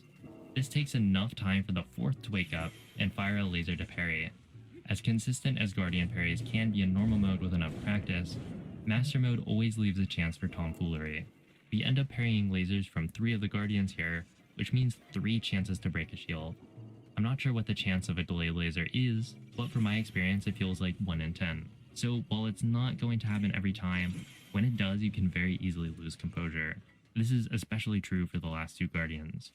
We shoot an arrow to wake one of them up so that Great. it's ready to fire a laser as soon as we parry the second to last Guardian. But that means we have 2 lasers aimed at Link at the same time. Okay. Again, speedrunner stuff, we're not doing it. We're going to do normal person thing. I'm okay with using my strong weapons, so we're going to use this 52 to defeat him. But one at a time, like he did. But like I said, he was using shooting them with arrows to wake some of them up on purpose. Oh wait. So we can time them better.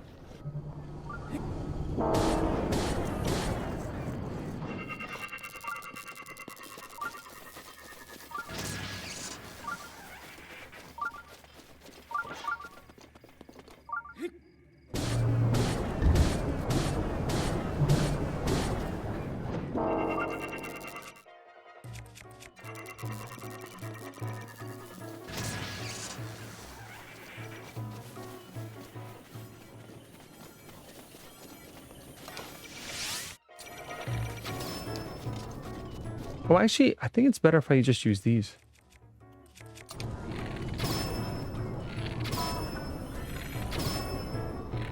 I have so many arrows. I'm sure my weapons are gonna be fine, but like, I'm always like, just in case.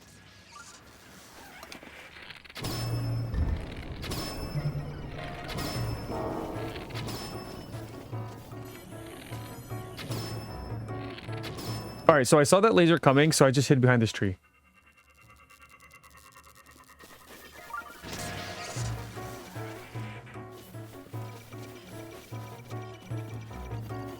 And then actually what I'm going to do is this.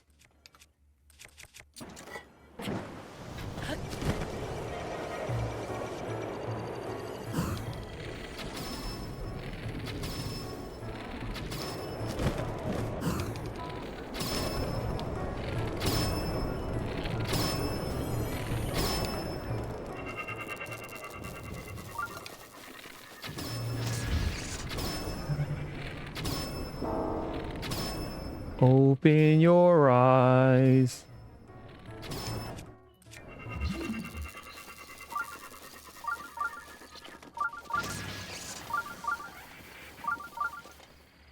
Oh, by the way, my son is so interesting. He loves, I'm telling you, I'm not just saying it. Where is it? This chest. The Guardian song. He's like, can I listen to the Guardian song? I'll go on to Nintendo Music so he can play it. That's so... yeah, it's kind of weird. Anyway. Alright, next room. Let's go. I said things become simpler in this final stretch, and you'll see why in the next few rooms.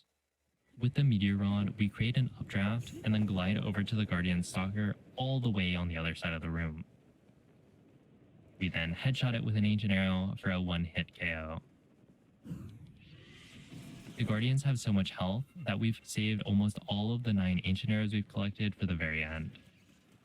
I tried a wind bomb in this room because there's a lot of ground to cover, but the setup time made it break even or even lose time. But maybe with a fast emitter, it could be worthwhile. Okay, so that's one Guardian Stalker, which should be easy enough.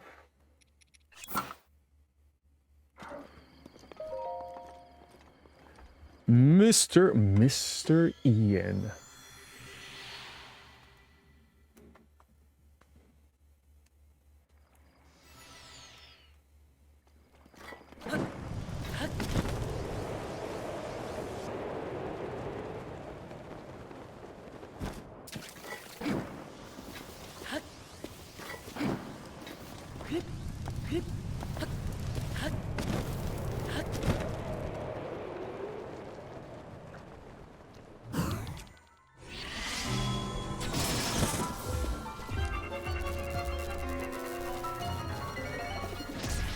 like this random fountain.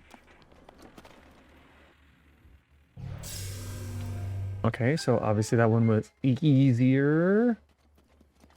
That one's done. Alrighty, next room, let's go. The next floor is the exact same thing. We create an updraft, and instead of a stalker, there's a skywatcher, which makes things even easier. For guardians, you need to get a headshot, otherwise the ancient arrow won't kill in one hit. But this time, the guardian follows a set path, so we can get it easily every single time. With the stalker, it moves around randomly until it targets Link, so it can take a bit longer to set up the headshot. Okay, so same thing. It's even easier. Well, it's only easier because he's speaking in speedrunner terms, meaning like he knows where the sky watcher is gonna be, versus that stalker, it's always random.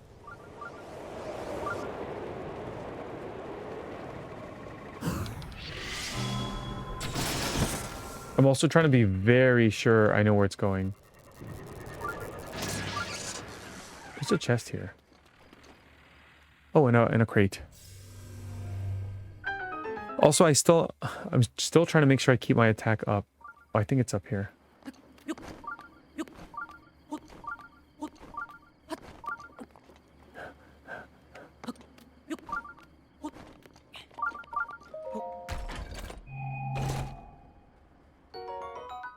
Oh, I guess you have bomb arrows to help.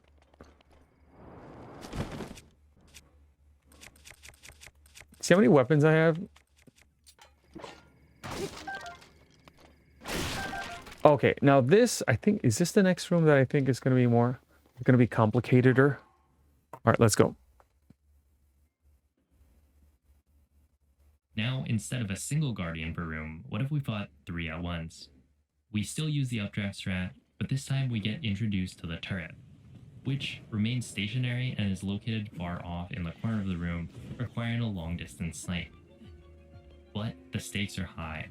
Getting a body shot wastes the ancient arrow without killing it, losing a ton of time. This is supposed to also lead into a headshot on the stalker at the same time, but unfortunately, it didn't aggro, so I had to wait a little bit for the final kill. And with that room completed, it's time for the final room of the final trials. Okay. Oh, it's not the final room. He does some, actually he messes up, but he tries to do some cool, complicated thing, which I won't do, but you'll see. We'll see it.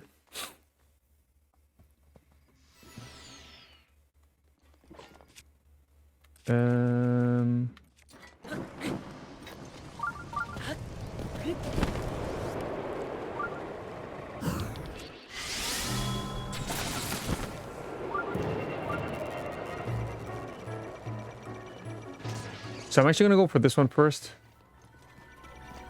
Or maybe not.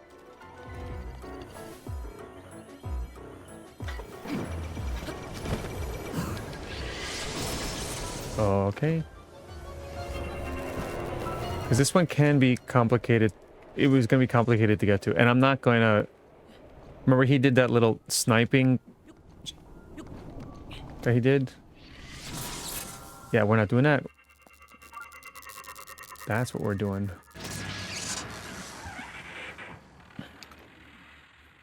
See, I still want to get everything. I want to make sure I'm super prepared for the last floor. The last floor actually can be kind of annoying. But we'll see when we get there. Oh, look, there's horses. I'm going to name my horse Birdie.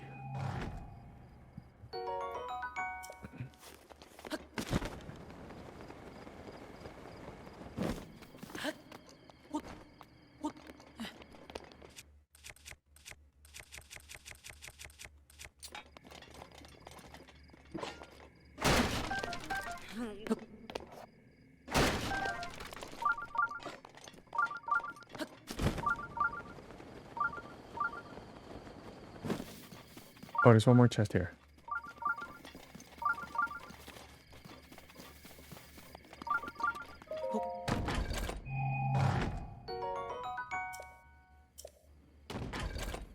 Again, I don't think I want to use all these, but just gotta be safe. Gotta be extra careful.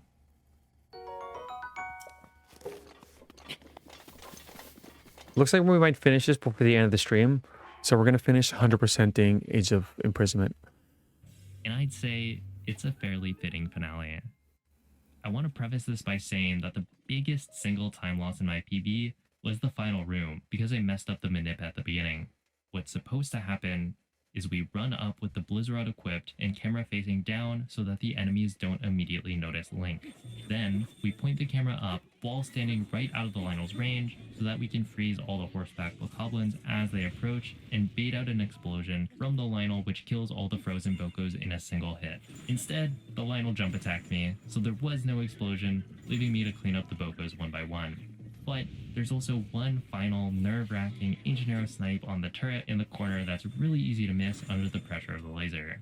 The visual cue for this isn't nearly as well defined, so I used to always miss and climb the tower in shame to kill it with whatever weapons I had left. This ends up losing me around 30 seconds, so yeah, not great. It's a pretty chaotic final room, but the strats are cool, and thankfully we have ancient arrows, otherwise it'd be an entirely different beast. Okay, so this last part is going to be a little crazy because you see there's a whole bunch of enemies. He used an ancient arrow on the Lionel. The Lionel is supposed to do a jump attack or something that defeats all the bokoblins at once, but that's what he said that he messed that one. So we're going to kind of do the same. We're going to do Blizzard Rod. And he also did this thing where you look down, which to manipulate the rod. I don't know what that is, so I'm not going to do that.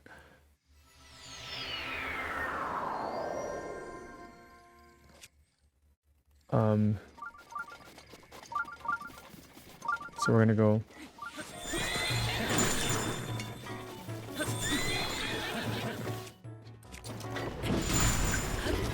That thing. Oh. Jump. Okay, hold on. It's not good.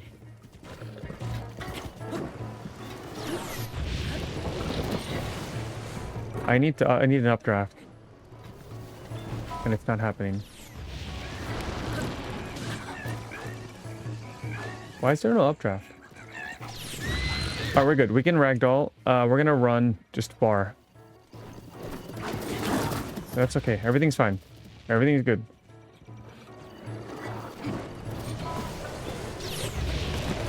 Alright, there you go. We're fine. Everything is good now. Nobody panic.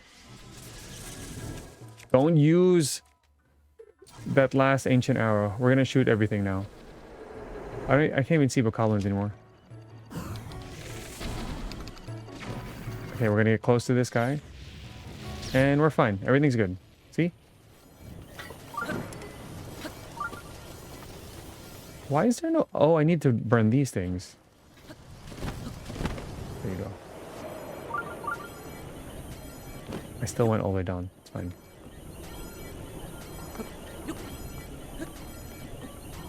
Again, even if you didn't have ancient arrows here, you have so many weapons.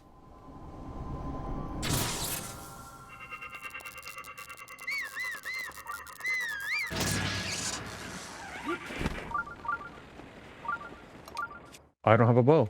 Oh, I do. Hey, what's in this treasure chest? What should be? They should put something silly like a diamond, a star fragment.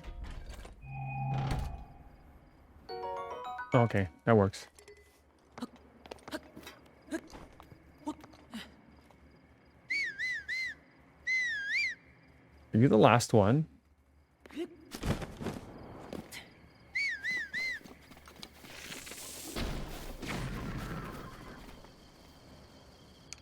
And we did it!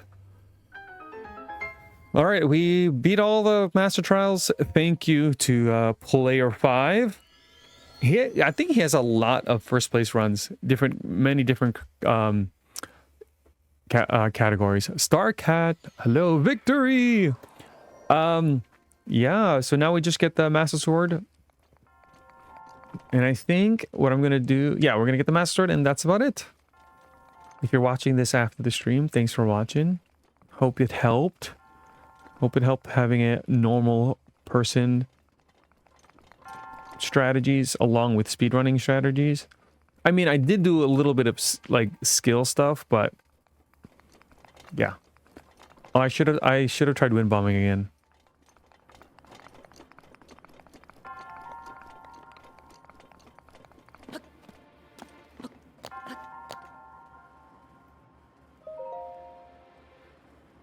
Let's do it.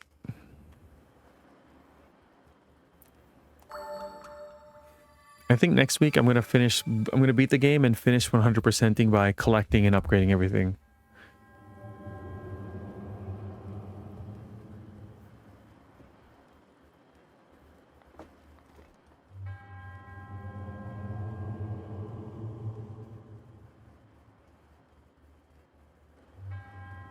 The one who has overcome the trial of the sword, you have proven your hand worthy of the legendary Master Sword. Now that the hero has gained the power necessary to combat the calamity, a sacred duty has been fulfilled. Chosen hero.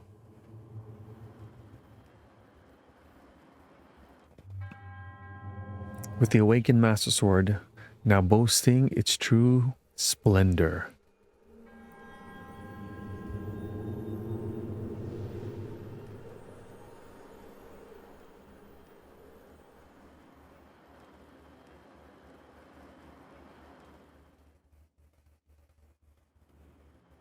Do it!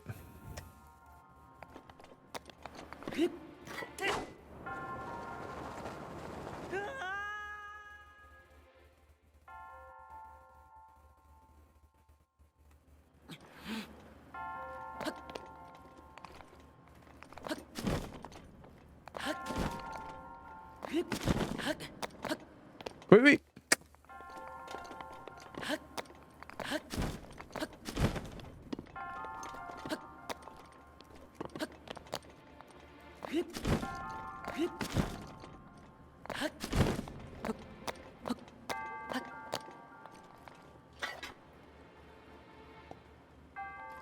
Link. You've awakened the Master Sword.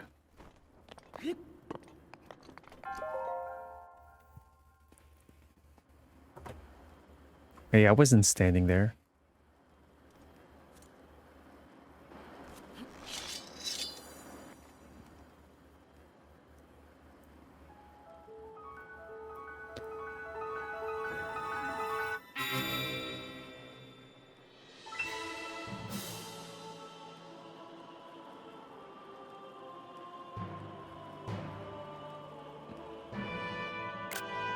Oh, I should have changed armor and clothes for... What's the word? Cananity.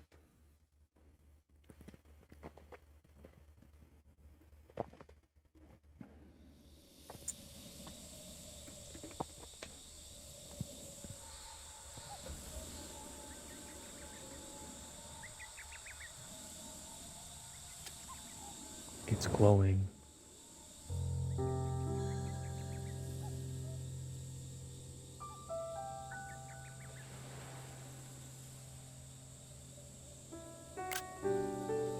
What? That's a random image of the sky.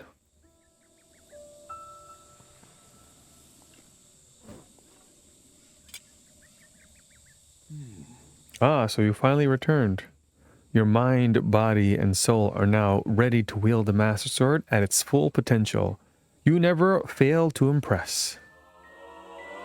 All right, Master Sword at attack 60 is done. Now you are truly one with that sword of yours. I must say, its sacred glow suits you well.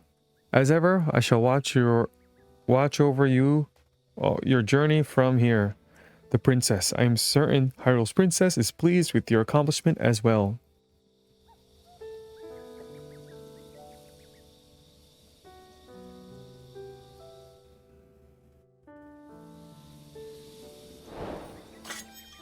It's glowing. Oh, look, Link's looking... Wait, no, Link's not looking at it. Oh, he's looking at the pedestal. Oh, look! A flower. Alright, we did it! Let us eat this. And now... All right, so I believe everything is done. All these markers are like special weapons or something like that. So all the thing we have to do left is, I believe, defeat Ganon and then upgrade all the armor. We have to get the... What am I missing? I don't know what's here. We'll figure it out. And then get some other gear that I want for collections. And we have to get the... We call it the medals from Kilton. And upgrade all the armor. Oh, wait, I know what's missing. It's all the amiibo stuff. I didn't get the amiibo things yet. Anyway, that is all. Let us save, and we did it.